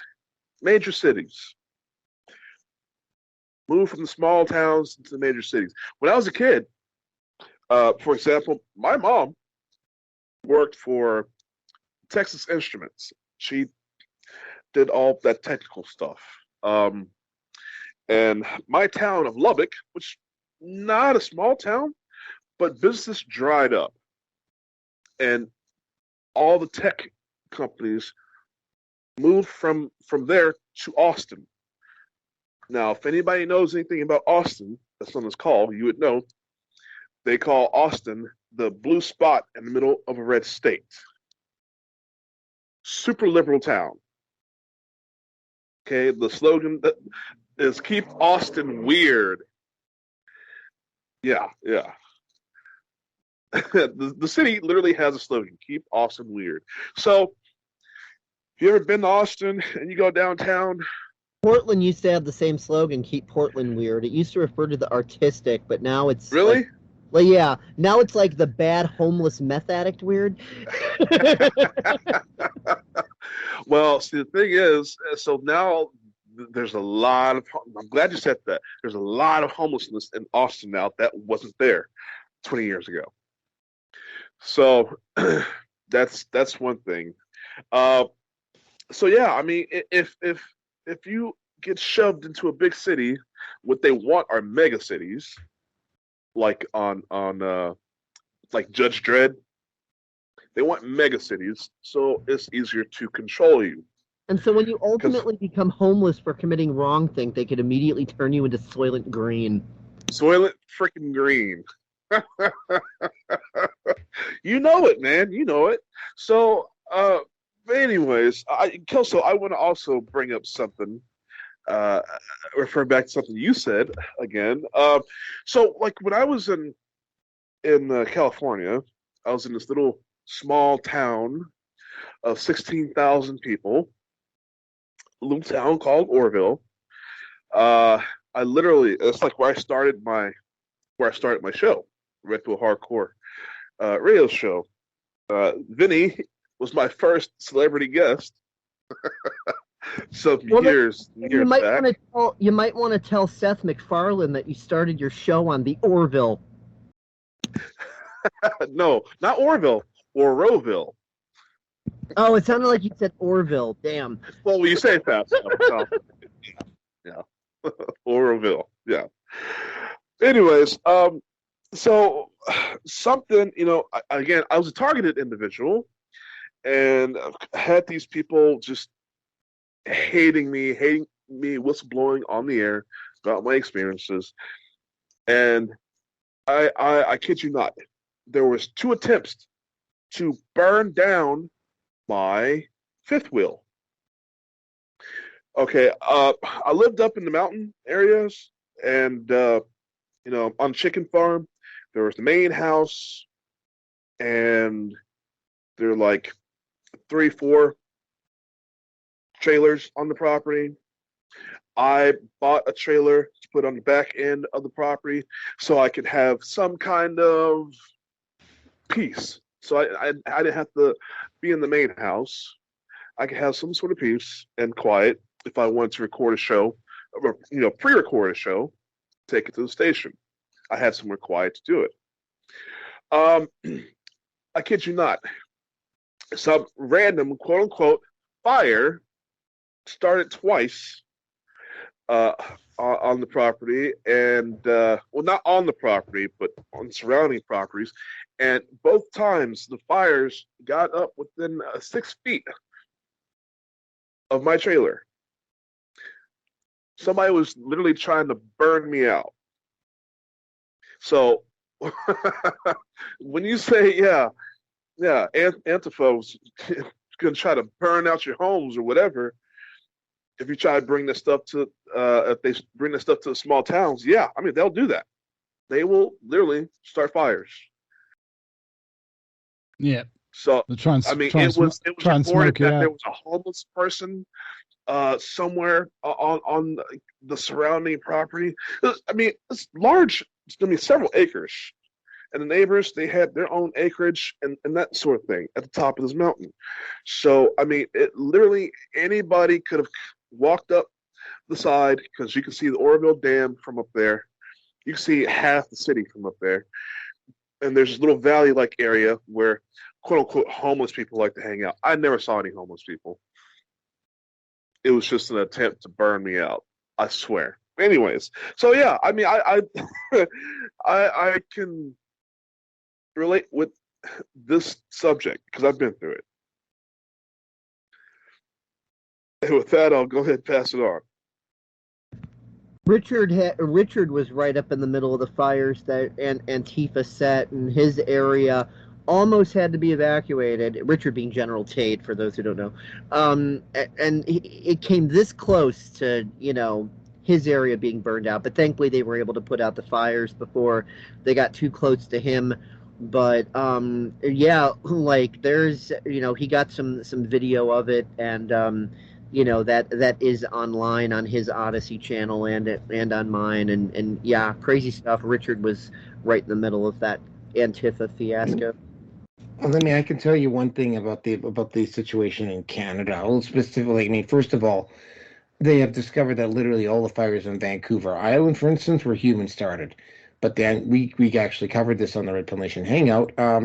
Daniel Smith has ordered an investigation to the number of simultaneous fires that started across the country, but specifically in Alberta. She's investigating the Alberta. But a lot of the fires in Canada this year all seem to mysteriously start all around the same time. But Naroki, humans can't start fires. That's a conspiracy theory. All the coincidence theorists have told me so. Exactly. Hey, fires don't kill people. People kill people.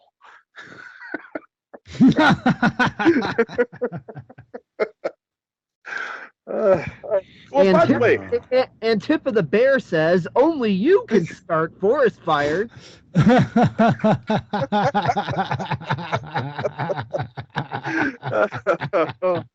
by the way, who watches country music television?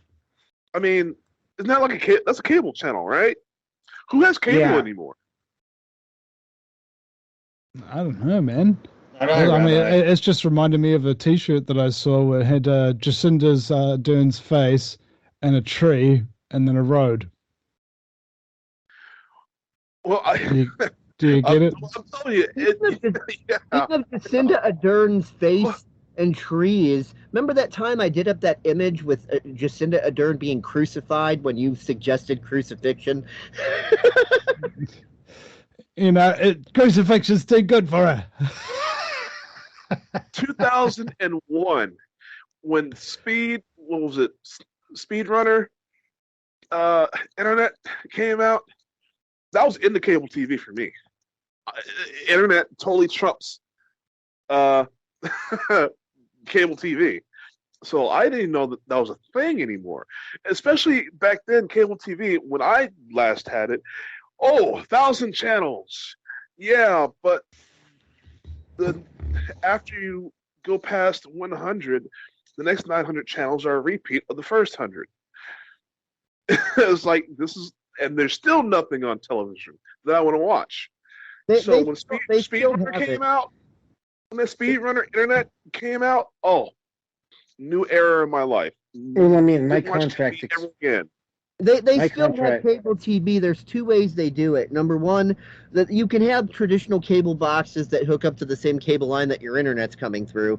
And number two, they have apps now to where you can install an app on your phone, your tablet, or whatever, log in, and you're able to, pull the same thing, the same view of what you would see on the cable TV box, only it's, through your phone. Like, they've got these things now. Country music television app. That's hilarious. I've seen country music a couple times. Again, right? Never really was a big fan of it, but if you're sitting on the executive of the country music, you got to know where your base audience is and understand it. Talk about being completely out of touch. Completely, yeah. Anyway, Rearson's been sitting there quietly. He's desperately missing his GIMP costume, so we have to end the show for him so he can get back into it. But Rearson, you're up. I don't know what the fuck you're smoking, man, but sure, whatever. Whatever. God. What's your safe word? Up with a tiger costume. Well, at least I'm not on. At least I'm not being probed by aliens, and I assure you, I have no interest in it. Those two guys that went screw Ken, that's another story. Maybe they will, but I certainly won't. But that reminds me, tinfoil hats are us. We have tinfoil hats for all of everybody, including the family dog. Just remember to call in and scream loudly into the phone, "They're not going to get me!" to get 10% off your first bill. Continue, Bruce. To add to that, not the ass. Anyway, unless you, well, anyway, that's fine. No more embarrassing off with probing. coupon code anal probe. Anyhow, I have not listened to country music. I haven't listened. The last country music song that I had any sort of interest in or appreciation was Garth Brooks' Thunder Rolls. That's basically it. I've seen, I can't remember who the hell it was, but he covered Hot for Teacher because of the kid that was there who played the David drums. Lee Roth. No. This was a country singer. Covered Hot for Teacher because this really good pre-teenage boy as a drummer had made ripples on YouTube. Yeah, it was doing pretty good. It really was, and the kid knows his stuff. He's got the chops for it. What he'll do later on, who knows? Kind of feel sorry for him because I wouldn't be the least bit surprised. Well, I'm curious to know as to how controlling the parents will be later on when he gets older. But anyway, I don't care for country music. It's just it's not a sound for me that I like. I mean, it's been compared to late 50s rock sort of thing. That's what it sounded like now. So who knows? I do know this though. When you tell people you can't watch something, the interest is going to go through the fucking roof, and it has.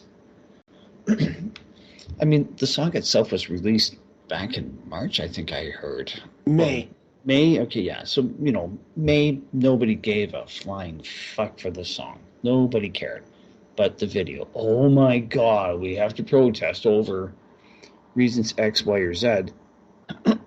But I suppose, in a sense, that's where the battle lines are going to start to be drawn. And that's where they're going to want to try to push into, is going to be the small towns.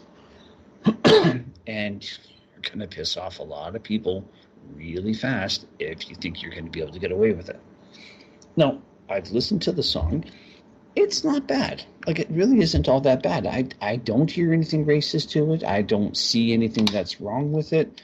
Apparently, there was some lynching that was done at the legislature or wherever it is that they're playing in front of.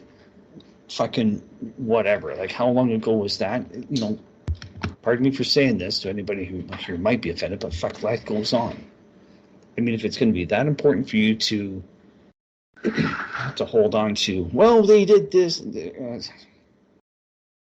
Again, how far into the past do you have to go before you just don't give a shit?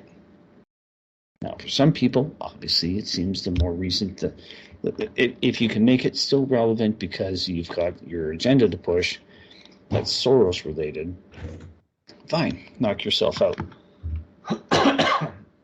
What's been interesting now is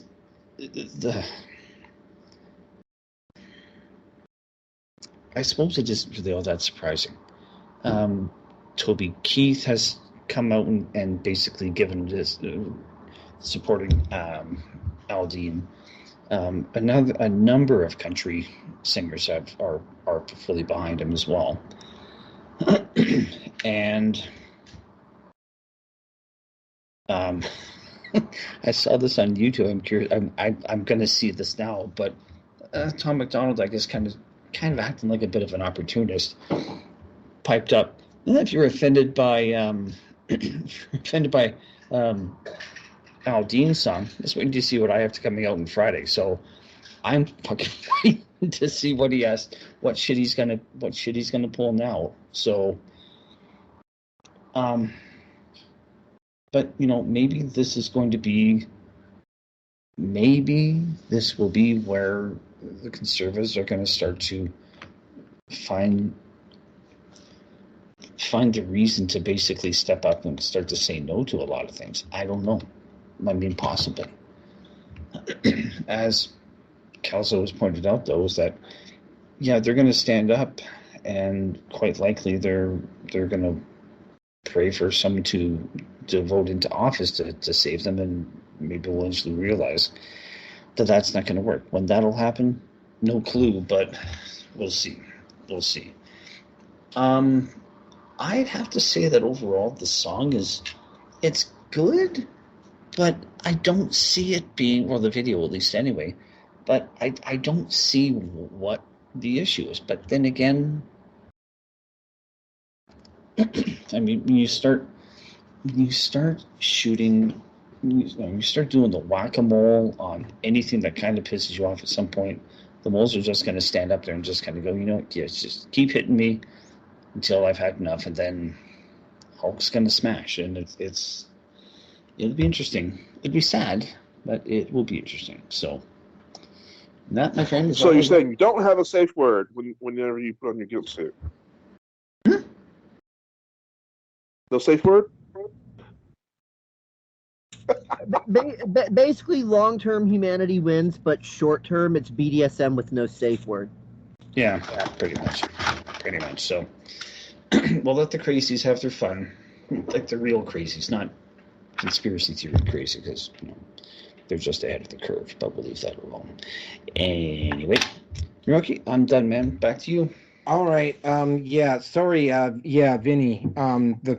I was actually gonna. We covered your situation with your trial. I believe it was it last week that we talked about what happened with Vinny? On the show? It was last week. Yeah, it was last week. I wanted to do something one-on-one with you. That's probably going to have to wait now until you're done, because I don't want to be doing too many late nights when I'm working this camp, and it's a 12-hour run basically. There's a 2.5 hour break in the afternoon, so it's very quick turnaround on my downtime. Booking something probably will have to wait until you're done. Yeah, but we did cover your situation on the on the show on the show we did last week. So definitely have you on once all the smoke is blown over, though, for sure. All right, that's assuming it does. So I'm either gonna see you next week or in 3 months. Well, in 3 months it's gonna be like 15, 20 below, and it's gonna be dark outside. So I'll probably have all the time 4 weeks on in, 2 weeks out. So I mean, when I'm in my 2 weeks downtime, I'll have plenty of time to do stuff. Yeah, it will be the time of the season. Thank you so much for having me tonight, guys. This is my last show before going to court. So thanks for spending it with me. Well, no problem. I'm glad to have you aboard. Unless you want to do something with me before then on the air sometime or whatever, but otherwise, last one then if that's not an option. Yeah, I'm afraid I can't. I have a promise to Rebecca to keep. I understand. Because she's got to prepare for prison just as much as I do, and there's lots of stuff done around the house, and I can't do shows and get stuff done around the house. It's just one of those things. I feel you. All right, so let's move on with the next topic here, and this one is really interesting because I'm gonna have to leave you now, guys, as well. So I'm so sorry about that, but thanks so much for having me. Oh yeah, hey, it's good talking to you, Vinny. Good talking. To find an avatar for you here, Vinny, so I can add you in. We will see you hopefully sooner rather than later. Best of luck to you, man. Cheers, guys. See you later. Later. Have a good one. All right, folks. Thanks. That was Vinny Eastwood. Glad to have him on board. Hopefully he will be. He seems to have a good sense of humor. Maybe have him, because we're such massive, exclusive, elitist professionals that never make any joke and take everything seriously. I'm sure he will be glad to come on board. And just like because we have so many standards, it's disgusting. Isn't that right, folks? All right. So what standards? What standards? Oh, I thought he was already in the gift suit. Gone. Shut up. We have Pfizer standards because everything is brought to you by Pfizer. All right, so let's just get into the next topic here. All right, Carlee Russell, African American woman living in the Deep South, tried to pull a fake Jussie Smollett. What happened to her is that she was on the side. She left work, and apparently she had been caught stealing something and was about to be exposed. So she was suspect that because she did finally openly, I think it was today or yesterday, admitted that the kidnapping was a fake scheme. But I mean, she had apparently stolen something from work and had been caught, and she knew she'd been caught.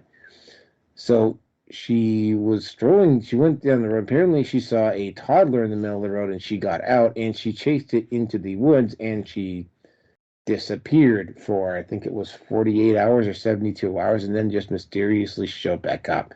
Claimed that she had been kidnapped, claimed that she'd escaped. Very, very, very shy on actual details, and A did not add up to B. And of course, just like the Jussie Smollett thing, it just sort of took on a life of its own because apparently the kidnappers were white. And yet some people ran with the story and it ended up like, oopsie, the facts don't add up, and they were starting putting pressure on her. And she did finally confess here a couple of days ago that this was a fake kidnapping. So here we go again. Jussie Smollett, Part X. Now, are there bigots in the South? Oh, yeah, absolutely. Are there bigots anywhere? Yes, there are.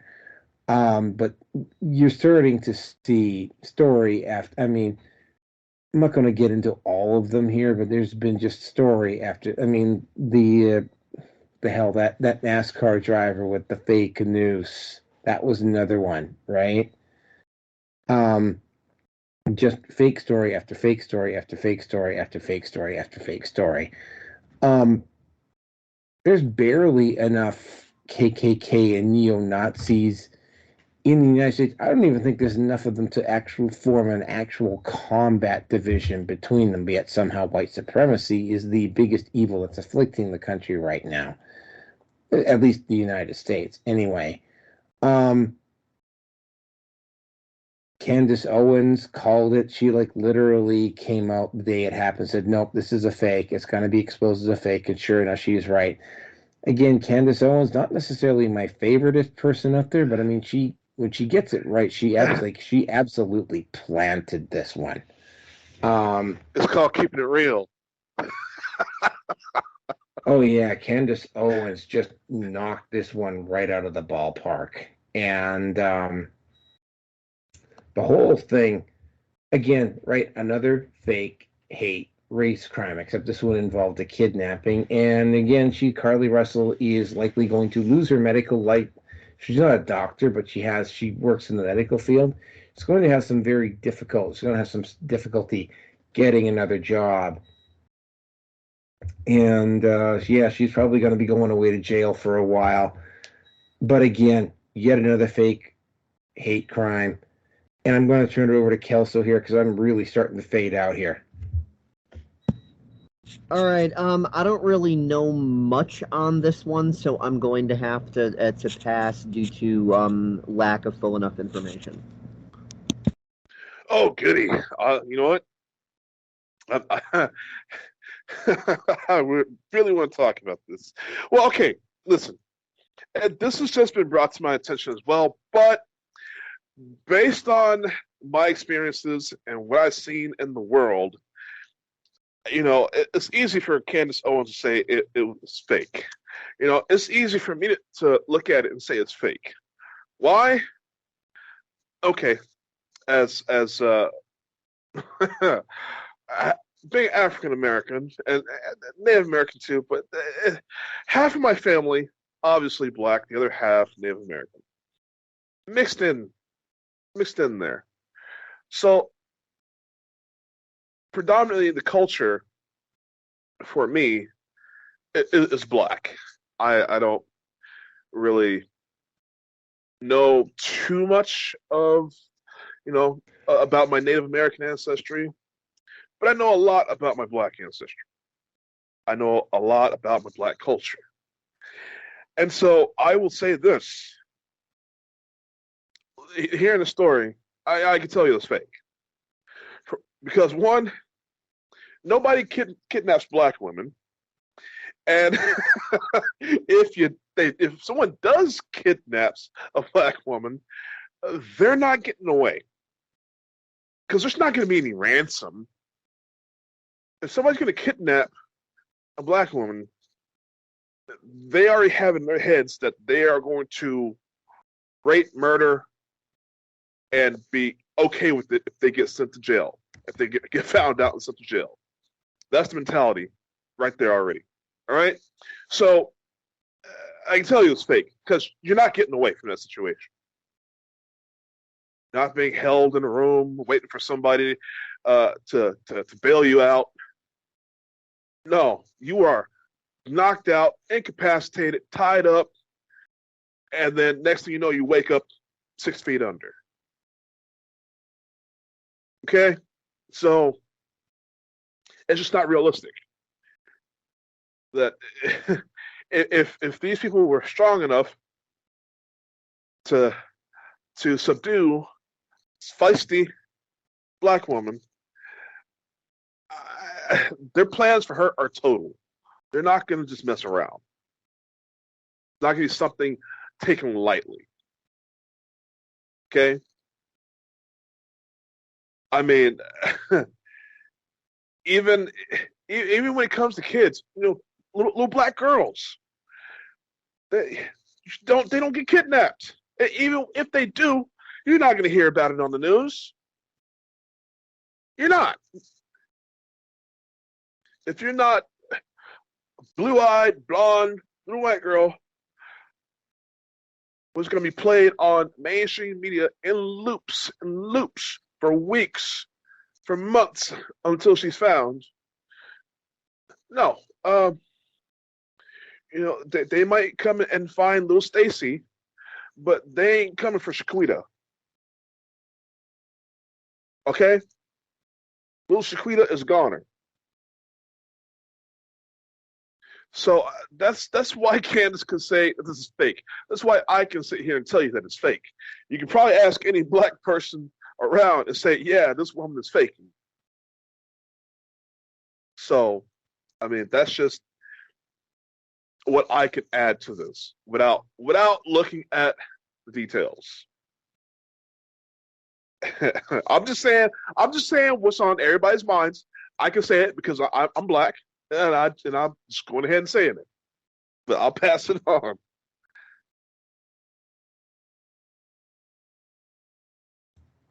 Rusin. Yeah, Go ahead, Rusin. I'm just going to say it. I don't give a shit. I really fucking don't. See? I don't. I mean, I only heard about it now, and but fucking whatever. I'm sorry. Actually, no, I'm not sorry.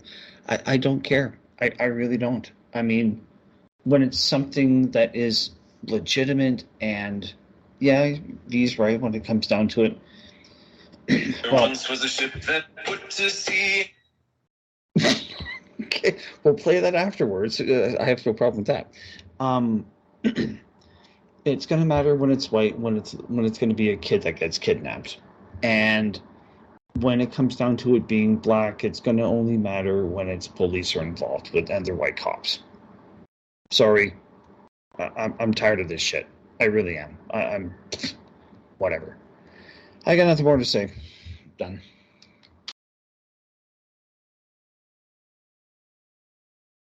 Remember, All right. black lives only matter when it's a white cop messing with a black criminal, but little 12-year-old Letitia will fuck her. She don't matter. It's basically the way. Exactly. Anyway, let's just get on to the end. Like I'm really definitely starting to fade out here.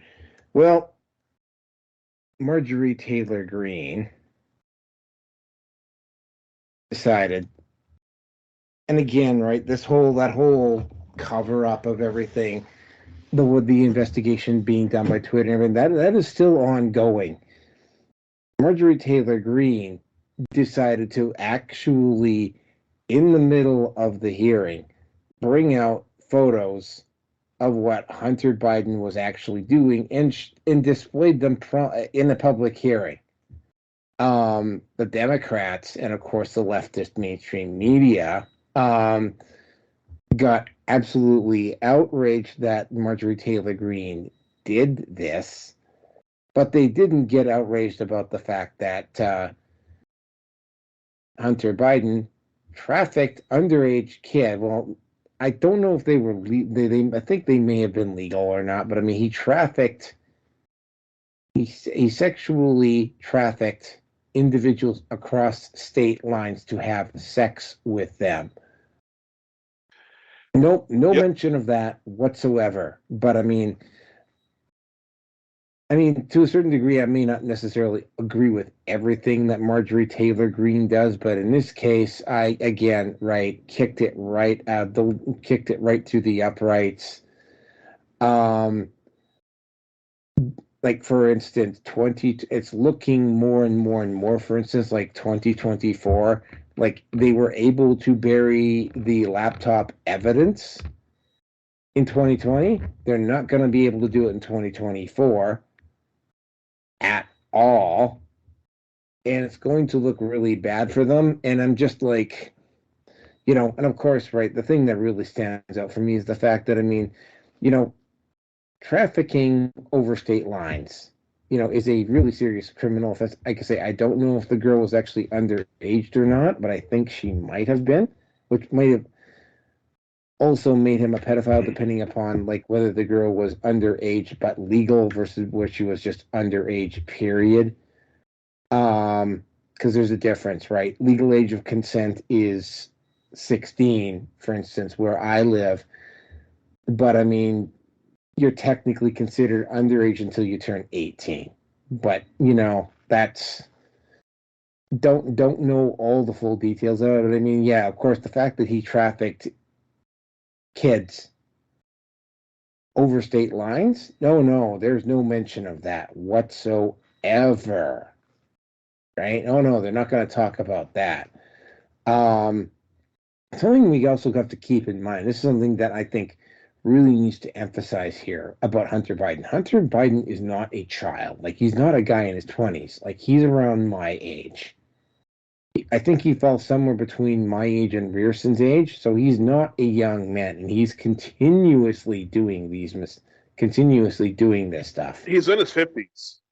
Yeah, he's in his 50s. I don't know whether he's older than me, or not, but I mean, it's damn close. And I mean, the behavior he's engaged in. I mean, like we were talking about this last week. I mean, the guy literally cannot hold it together at a public press junket at the White House.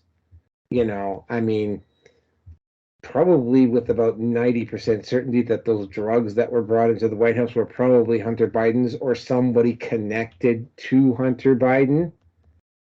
And because he was using at a public event, he probably had to get out of there quickly and left them behind, or he was too high and he forgot where he put them and somebody else discovered them. I think it's not that there's never any drugs at the White House. There's always drugs at the White House. Hunter Biden is just the first one to be dumb enough to actually get caught and careless with it. I think that's really what it is. Yeah. There's one thing I can really feel sorry about. And literally, this is the only thing that I could really feel sorry about with Joe Biden, is that I know what it's like having a family member that's just got issues so bad that you're damned if you let him, especially in his position, you're damned if you let him go. So you have to keep him close to you, and keeping him close to you gets you into even more trouble because of the position that Joe Biden has currently. And he's also really starting to decline mentally because of his dementia, even though of course the doctors at the White House keep giving him a clear bill of health, which of course is about as believable as me having a bridge to sell, or that at some point in time this particular show, the Red Pill Nation Hangout, is actually going to develop anything resembling standards. Potato is a clean bill of health, just like the jabs are safe and effective. You get where this is going. Exactly. So, Marjorie Taylor Greene smacked it out of the park. People are upset. I really don't blame Marjorie Taylor Greene. Is the firebrand that the Republican Party probably needs. I'm not gonna be completely hoorah. The Republicans are gonna come to save us here. And I might be getting into this with 322. I will let you know. I've been seeing some disturbing trends with conservatives in regards to, for instance, the Manosphere, which I was talking about in topic number 3 tonight, which might actually, and a couple of other issues too, where they're not actually making steps to actually correct their course of action, which is going to translate into them. Well, they will. I still think they will achieve their goals in 2024. Instead of being able to knock it out of the park, they will, I think, crawl over the line would be the best word, and their Democrats will still be around to fight another day. That's just where I'm going to end it. Kelso, V, and then Rearson, and then we're done. All right. I guess all I have to say is that I think it'll be interesting. I mean, provided we still have a country in 2024. If the misleader that they select ends up being like Gavin Newsom or something, that would definitely be ultimate proof to the conservatives that they need to stop worshiping a corrupt system and take personal responsibility. So I think that would be the most interesting result, because 2020 obviously wasn't obvious enough for them, even though you've got Biden the potato with the crackhead son. So I hope 2024 is much worse, so that maybe the conservatives can finally start waking up to the fact that they are living in the USSR under Stalin, and there is going to be no remedy with government. V. Yeah. Well, I can say, the reason why they're making a big deal out of MTG is, by the way, she's my girl. Oh, I love that woman. Wish I could meet her in person. You know what I mean. Yeah, I don't know. They're making a big deal out of it because, of course, they're deflecting, right? How dare you? How dare you? And making this issue about her when that's not the issue. The issue is her trying to expose this criminal. Now, I think it's funny because the whole reason why they don't want to talk about this is because of the Mann Act. Now, for those of you who are unfamiliar with the Mann Act was actually created because of a black boxer by the name of Jack Johnson. Okay? This man was getting women. All kinds of white women. He was one of few black men in America at that time that you just could not approach for anything that he's doing. All these white women hanging off of him. you can't say nothing about it because he's world champ. So, but they found a way to make him pay for his perceived slights against white America. They found a way. They created what's called the Mann Act, taking women across state lines for the purposes of sex. That became illegal.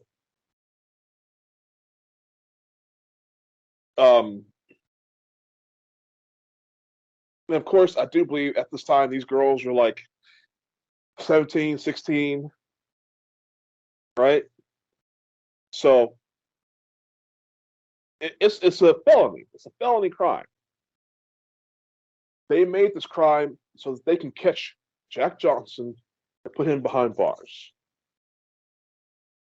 So for Hunter Biden to be guilty of the same crimes, we can't talk about it because that's automatic felony. There's no backing those charges down to lesser offenses. That's why they don't want to talk about it. That's why they're deflecting.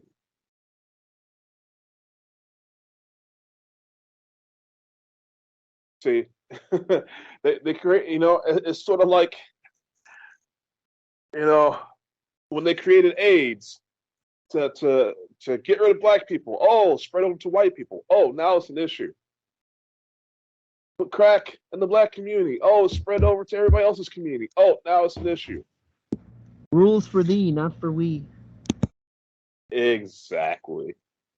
So with that, I'll pass it on. Person, take us out.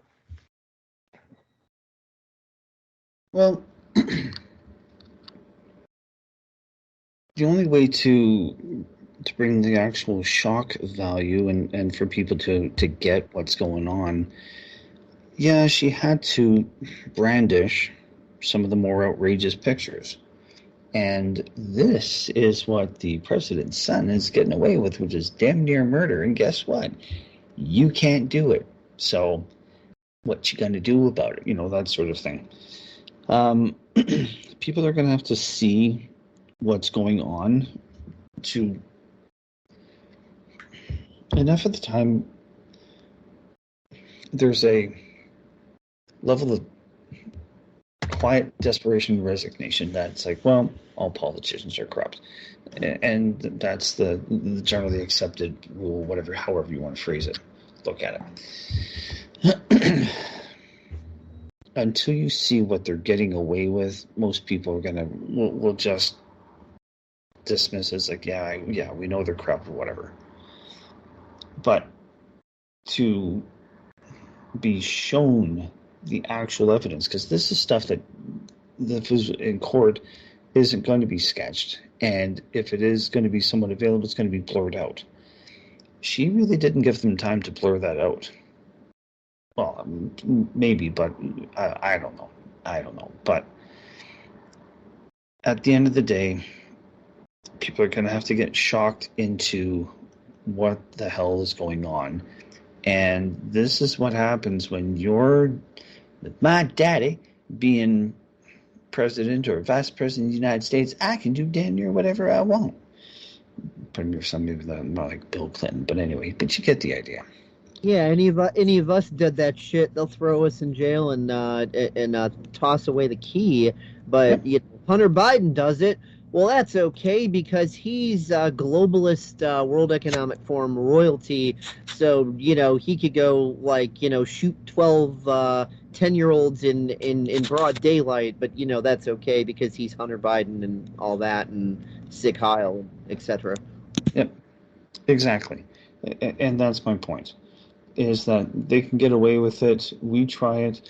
If any of us were to try half the shit that a tenth of the shit that Hillary Clinton did, be locked up if not executed or whatever the case may be. But no, she gets away with it. So this is just my opinion. Is just needed. This is much needed and necessary exposure. So I'm hoping it's going to be there to wake people up and to anger people as they're waking up. So, and that, Naroki, we'll leave it at that because you're fading out. So that's all I got. I forgot the Yeah. name of the black person who said this, but to quote whoever it was, "We all niggas now."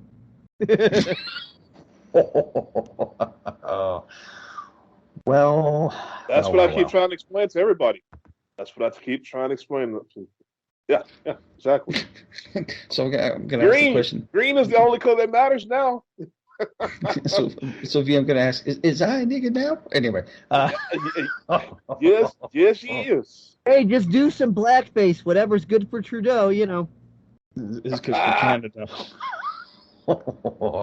And on that note, no standards, folks. No standards. The rookie, wrap it up. You gotta go. All right. So this show is. Don't forget to subscribe to the Hunter Avalon book series when it comes out. Pre-orders are available. I'd like to thank our sponsors for tonight: Pfizer, Orange Man Bad Handball, Tinfoil Hats Are Us, and the Memory Rock. Gonna be working. Biden female cologne. And don't forget the travel. I'm going to have to also work on the travel brochure to go see the now famous Hunters. Sorry, not Hunter. Martha's Vineyard's Great Wall of Poop.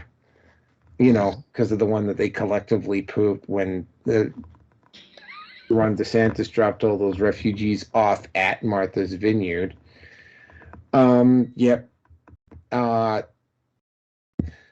Then when the hurricane came through, it became a golden shower. Exactly. So anyway, yeah, I'm really starting to fade out here. It's getting hard to even think here. So Hunter Biden's getting hard too, but for different reasons. Exactly. So Mike, anyway,